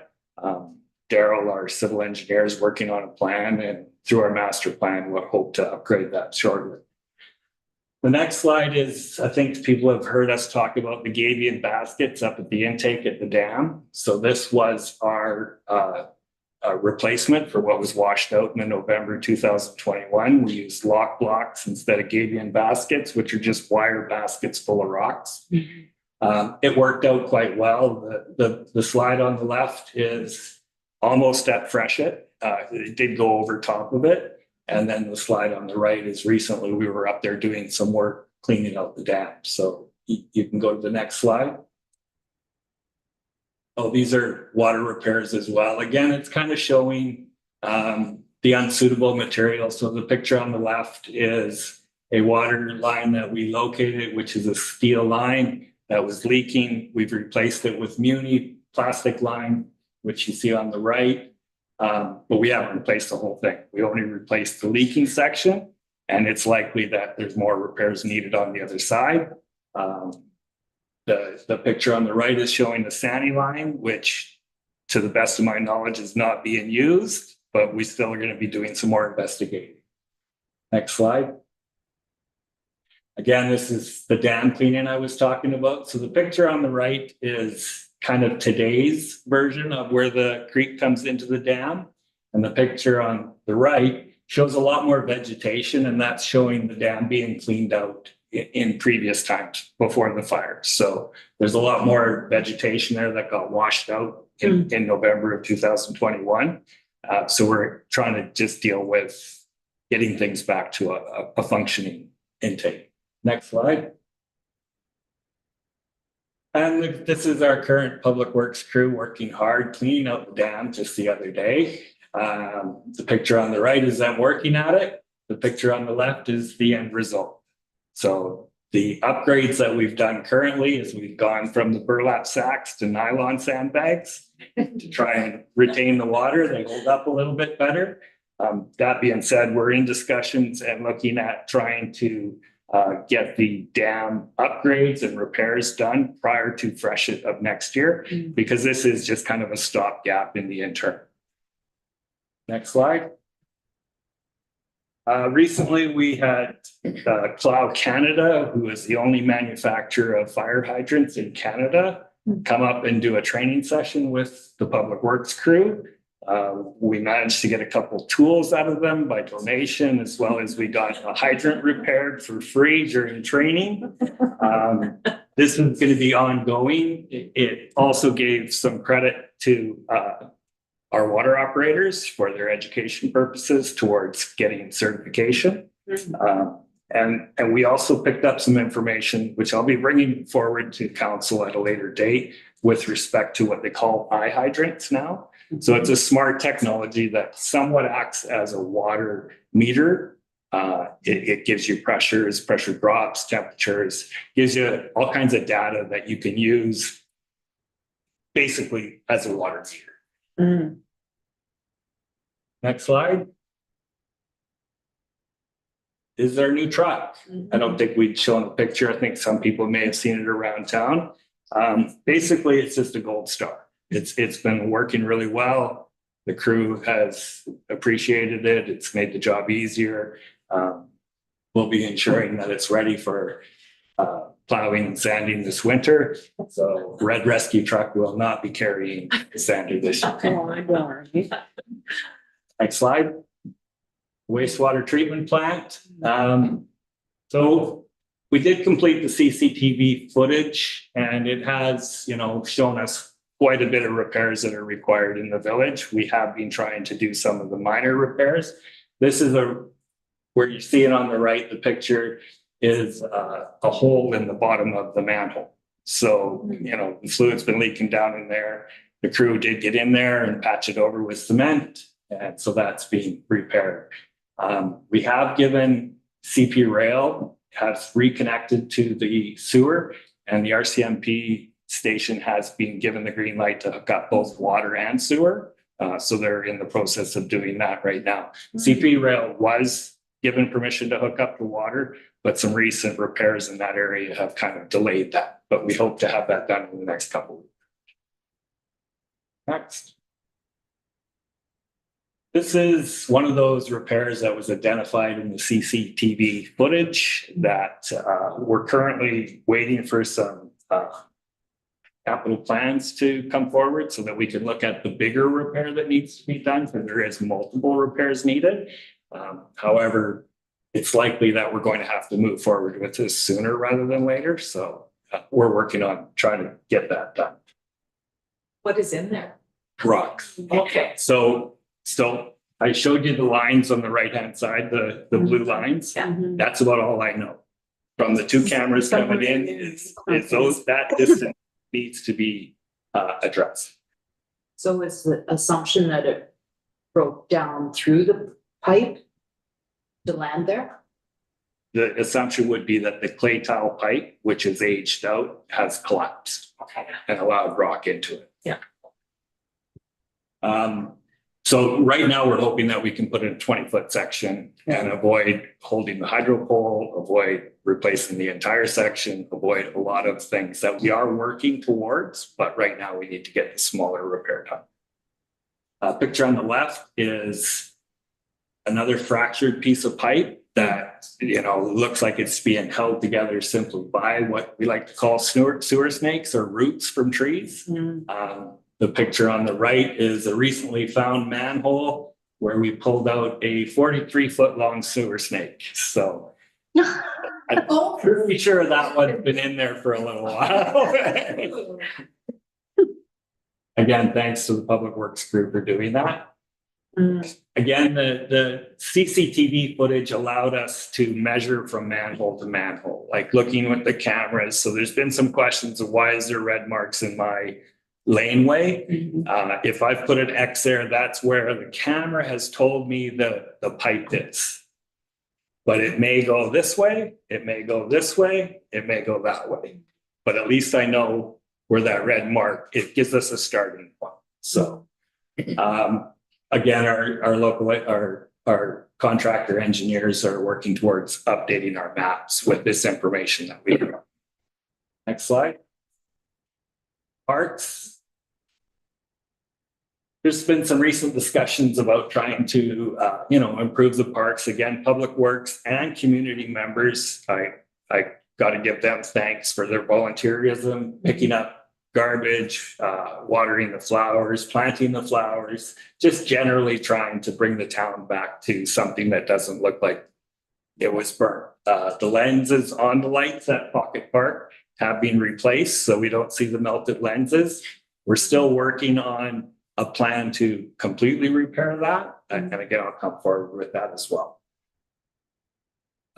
We are working at getting the irrigation system working at Flag Park as well as O'Dwyer Park. So we recently started working on that as well. Again, kind of talking on water usage. The picture on the left is Flag Park, where I recently found a broken sprinkler head.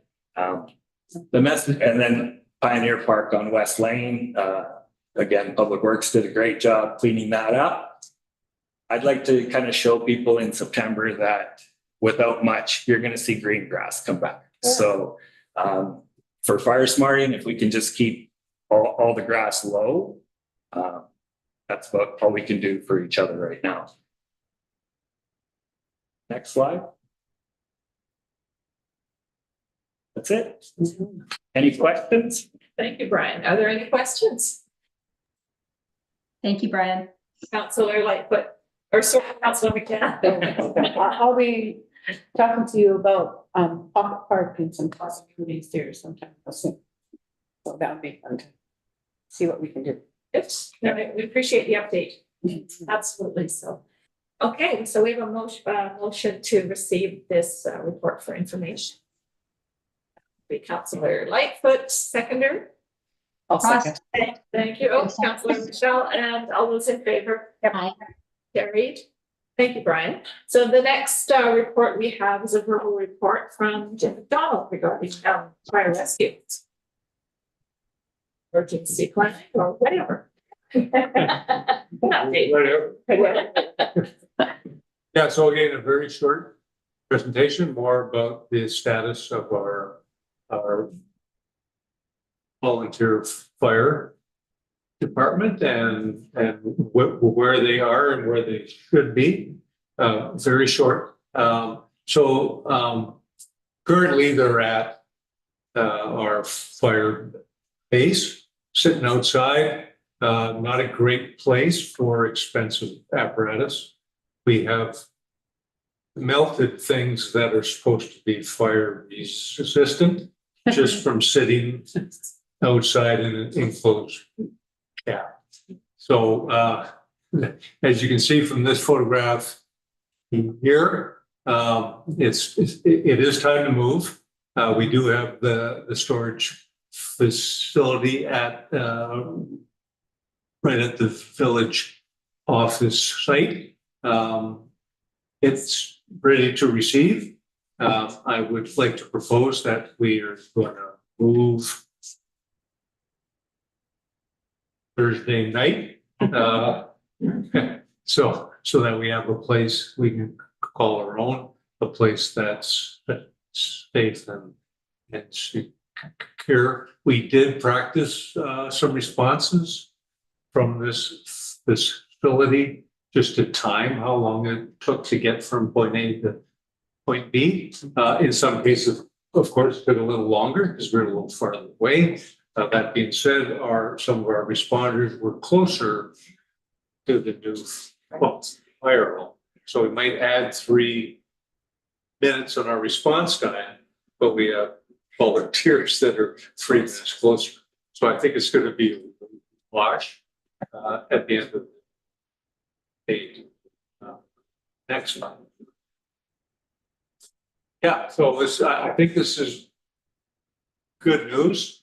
Our apparatus has a lifespan, and we're not doing it any favors by keeping it outside. So let's get it in where it's out of the elements. Our facility is shared, as you all know, at this point in time. I'm seeing more and more and more wildfire folks parking across the street, trying to get into their facility. So I think it is time to move. Up until not too long ago, we had equipment just sitting out on the gravel parking. In no way in a secure manner. So I think this this move will allow us some control over this apparatus that we own, and hopefully make it last a little bit longer. Next slide, please. So a lot of work is being done. As I mentioned, July 25th would be the move. I think the fire crews are anxious to make that happen. To be clear, not only would we be moving apparatus to the new facility, we'd be moving all of our training to that new facility as well. So we won't be out in the public eye, we won't be in someone's backyard, we won't be doing any of that. We'll be at that site where we have some control over it. And when we show what we call in the industry showing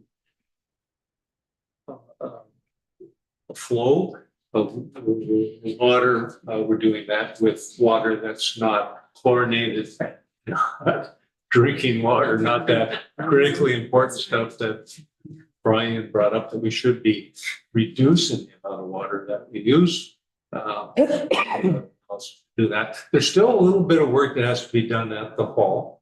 And I think it's important to realize that it's our public works crew, by and large, that doing that work off the corner of their desk, so to speak. And they're sometimes a little conflicted on, okay, mayor and council want us to do this, but now we got this little guy on the side. So just wanted to bring that forward to give them a little bit of leeway to allow them to go ahead and move over and spend a little time.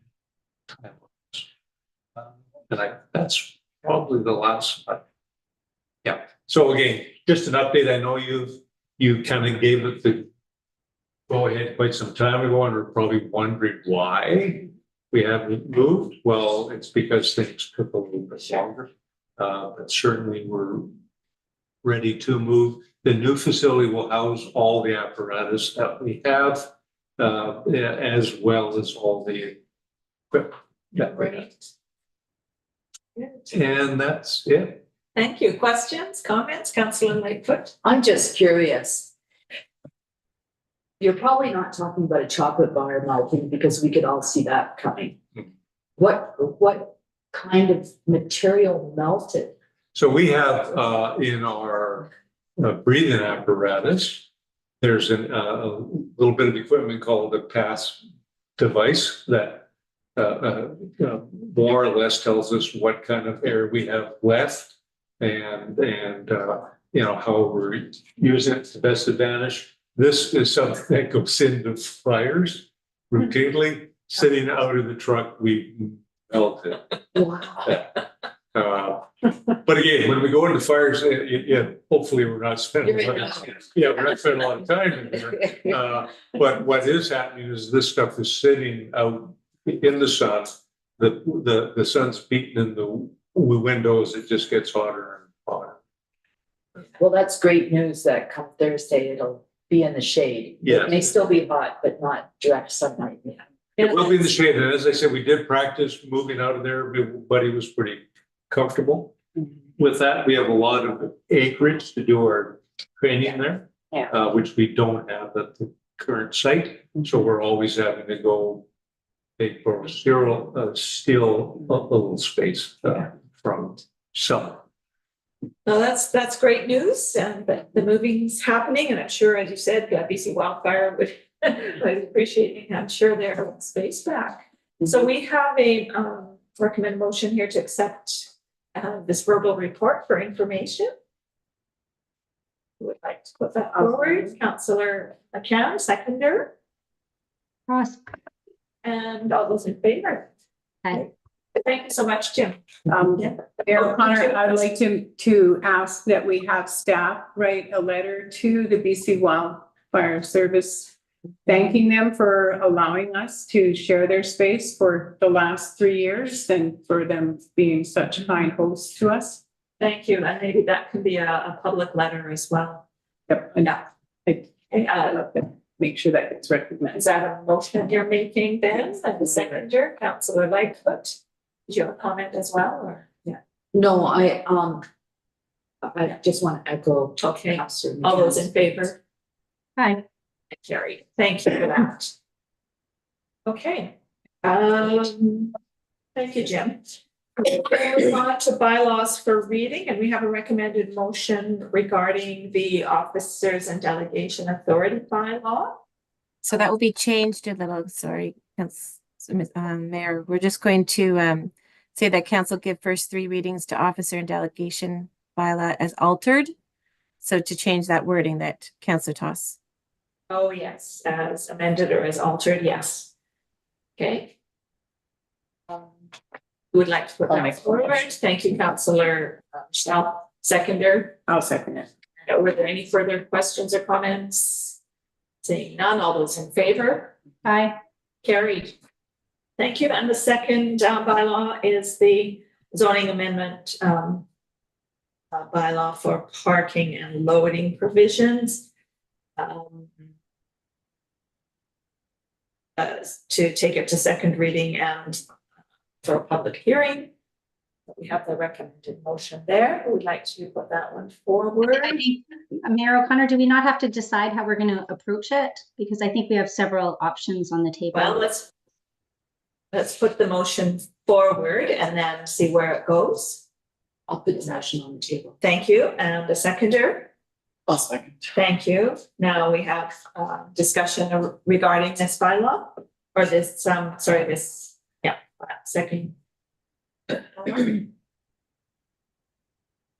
Councillor Toss?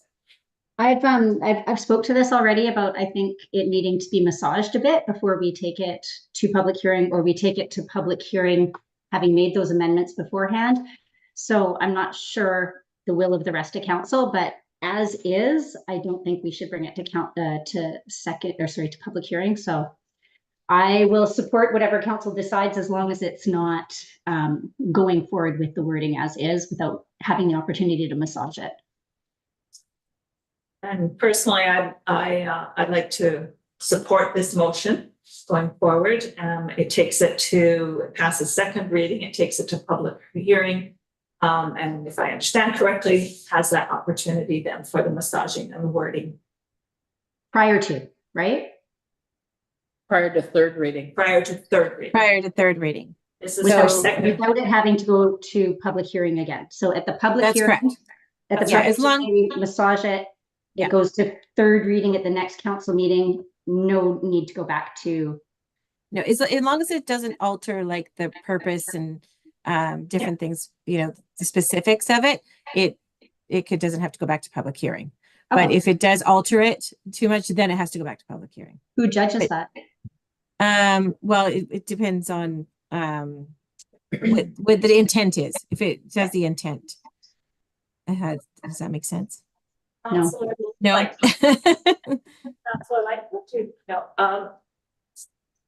CAO Lumberpit, did you have a comment to make?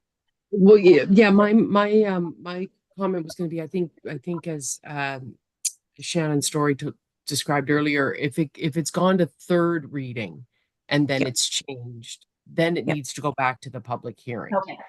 Right, Yes. but you can incorporate all of the feedback that you get at the public hearing can all get Correct. incorporated, plus other amendments if needed before the third reading. And so, for example, if we get a lot of people that come to the meeting to provide feedback, then we may want to delay the third reading because we won't be able to incorporate it all and then an hour later give it third reading. Okay. Right. So, but if nobody gives us any feedback and we have all the feedback that we need, it might be in a position to move forward. So we can, we will kind of play it by ear depending on what happens at the public hearing.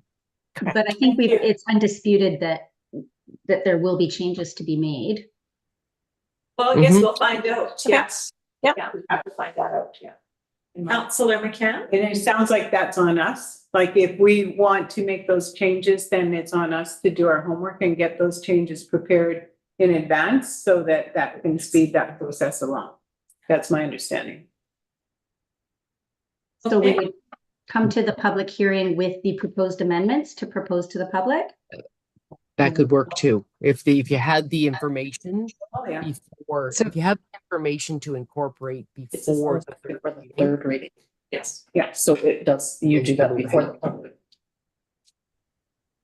We have it there before third. Councillor Lightfoot, did you have a comment? I did, because I'm looking at the whole bylaw as it exists, and before I asked Berta about waiving the required off-site parking, but I'm wondering, does that also apply to so in commercial, it says liquor license, 1 parking spot per 3 seats. I mean, really, we don't want intoxicated drivers, so maybe there's a cab or a designated driver. So is that an instance where council could waive the required parking spot for every 3 seats? CAO Lumbercat? Can I, Shannon just texted me and asked if she can jump on and say something. So Yes. if it's okay with council, I'm going to ask Shannon to jump into the conversation. Yes, please, Shannon. I'm sorry, your worship. I just my 2 cents. I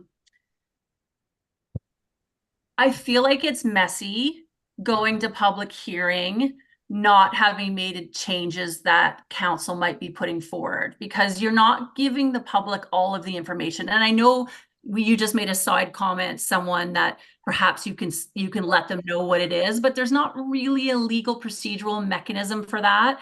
So I know I'm not trying to hold this up, and I know we want to get this through, and I'm sorry, Berta and Lisa may be shooting daggers my way, but I think it's just messy. Like you should be making decisions at the public hearing based on what the public says, not based on what council's already thinking to change, because then the public doesn't necessarily know that you're planning to make those changes, and they might have comments on those changes, if you know what I'm saying. So I think it's cleaner to not give second reading tonight, bring the changes to the next meeting. Perhaps Councillor Toss and Berta could work together in between there and know what's coming, and then go to public hearing. It's just cleaner and less risk of being accused of not being procedurally fair. Thank you so much, Shannon. Okay, thank you. Are there any other comments or questions regarding this? Councillor Lightfoot. I don't need the answer tonight, but I just keep focusing on where off-street parking spaces and loading spaces can be shared, the requirements can be reduced accordingly. I'm just wondering how much scope we have to allow that, because I think the concept of a walkable community is you park once and you go to 6 or 7 different businesses. So 3.12 seems to be the saving grace of this parking bylaw in my mind, where we can give accommodation, recognizing that not everyone's driving to every business. It's not like a mall where everybody's driving in. So I'm just I guess I need to understand how much scope we have to allow that leniency. Okay. And we can find out before we take it to second Reading. reading the next time. Councillor Toss? I think Birta had a comment as well, but I think, Jesua, Councillor Lightfoot, I didn't catch it, like when you said the last part of your comment, like when we take it to second reading, because I think your comments just confirm that we do need to spend the time, I think, before we go to public hearing and second reading. Thank you. Birta, did you have a comment? Yes, thank you, Your Worship. I wanted to just verify through Lisa, would it be best to defer second reading right now? Because then what we have is still tabled in the public realm, or Shannon might be able to help us with that.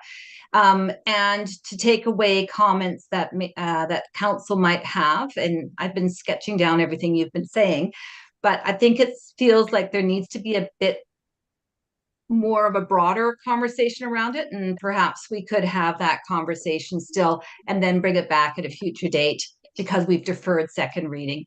I'm always a little bit, and again, procedurally, this is more Lisa's area, but I'm concerned if we defeat it at second, then we have to start from the beginning. If we defer it, we can make the shifts that you are indicating, create a mechanism to do that so that we have that conversation in detail and go, item by item if we need to, and really ensure that you've got a bylaw that you're comfortable with, but covers all the other bases.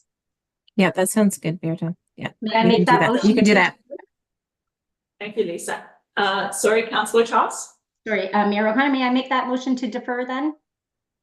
Yes. As per Birta's recommendations? So, yeah, defer and send back to staff. Okay, so we just leave the other motion. We don't vote on it. Is that correct? That's correct, yeah. Yeah, okay. So we have a new motion on the floor. Seconder? I'll second. Thank you. All those in favor? Carrie. Thank you. All right, so we will look forward to that coming back after some discussion. Okay, now we move on to correspondence. And we had two pieces of correspondence.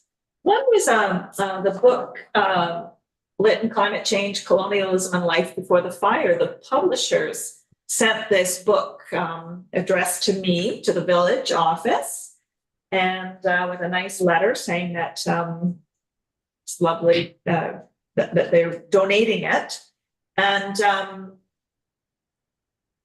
so we have a motion to receive that correspondence from Penguin Random House of Canada for information. Awesome. Thank you. Councillor McCann, a seconder. Councillor Lightfoot, all those in favor? Carried. And this book is going to be at the village office. And if anybody would like to borrow it, who hasn't purchased one, to read, they can pop out there and sign it out. It's for anybody around, so please enjoy. My understanding is that Random House of Canada is one of the largest publishing companies in Canada. So it's great. All right, and then we also had correspondence from Ministry of Forests regarding provincial wildfire update resources. And we have a recommended motion to accept this for information.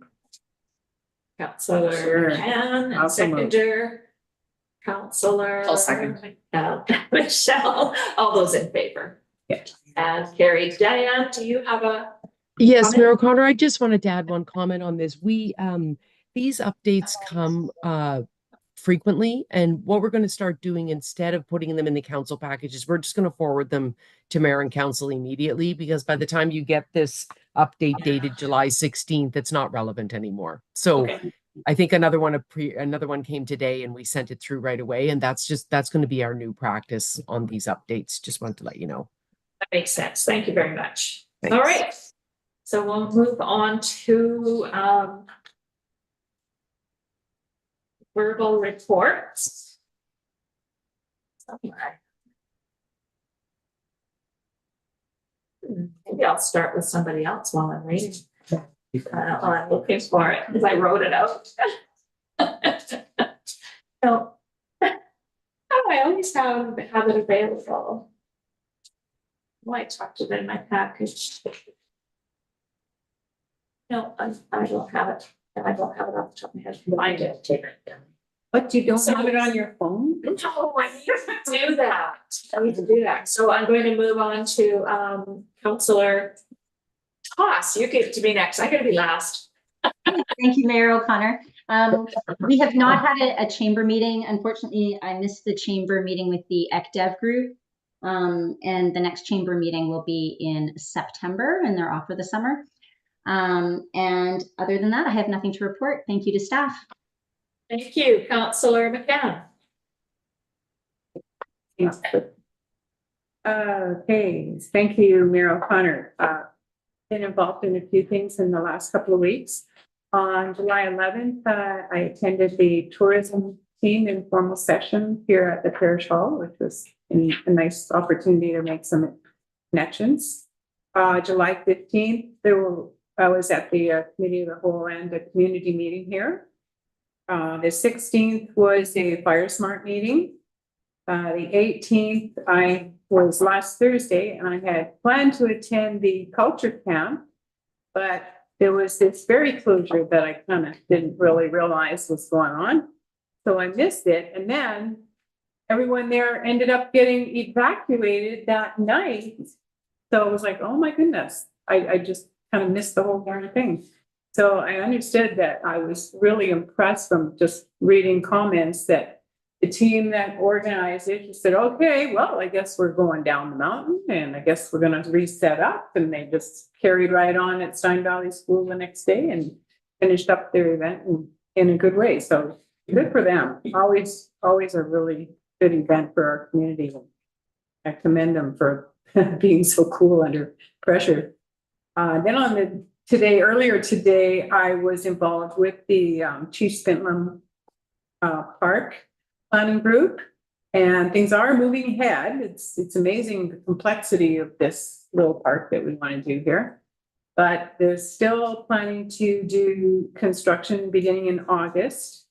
A couple of things that came up today were quite interesting. Was in order to really make the opportunity for local input happen with the resourcing of things, they're planning to or looking at breaking apart the actual plan so that an RFP that goes out, there might be one that will go out for the shelter, for example. There might be another one that will go out for installing the signage. There might be another one that will go out for the gravel and road base. So that way it gives an opportunity rather than having some big outfit from Vancouver coming in and just doing the whole darn thing.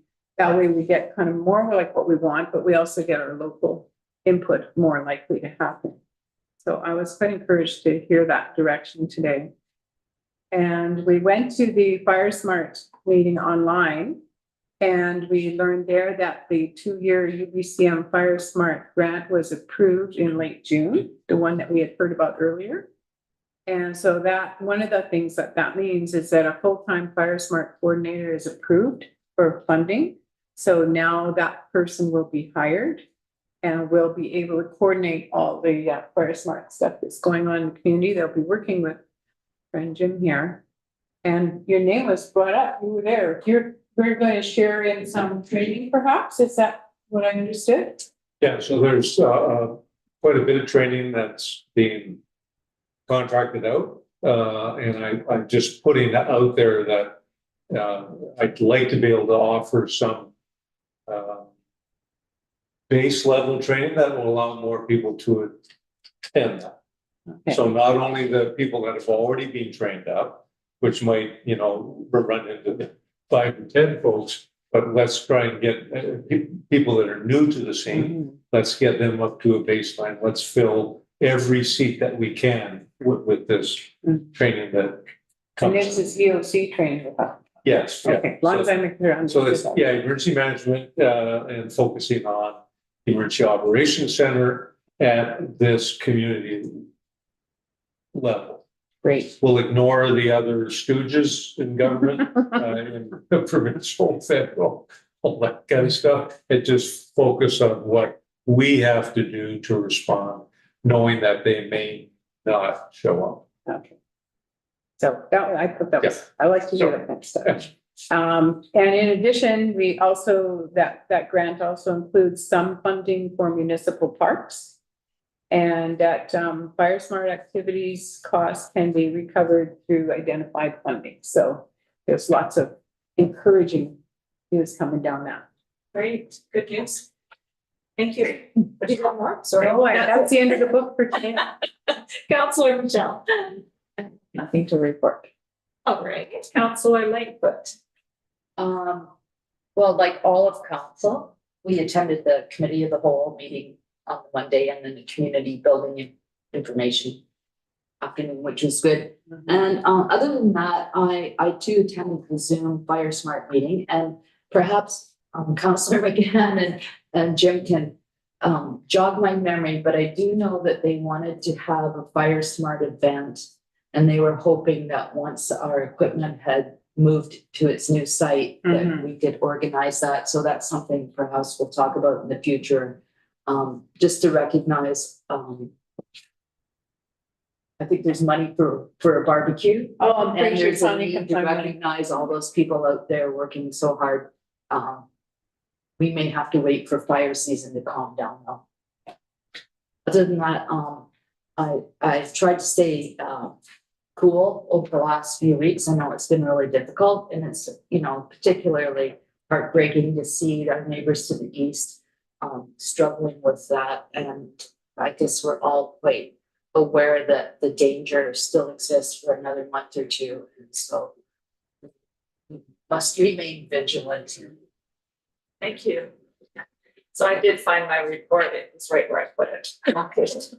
So the heat of the last 2 weeks, first, this past week's new fires has certainly, or the news of the fires has drained a lot of energy. And I'm sure most feel the same way. It's certainly nice to see this turn of weather, this today especially.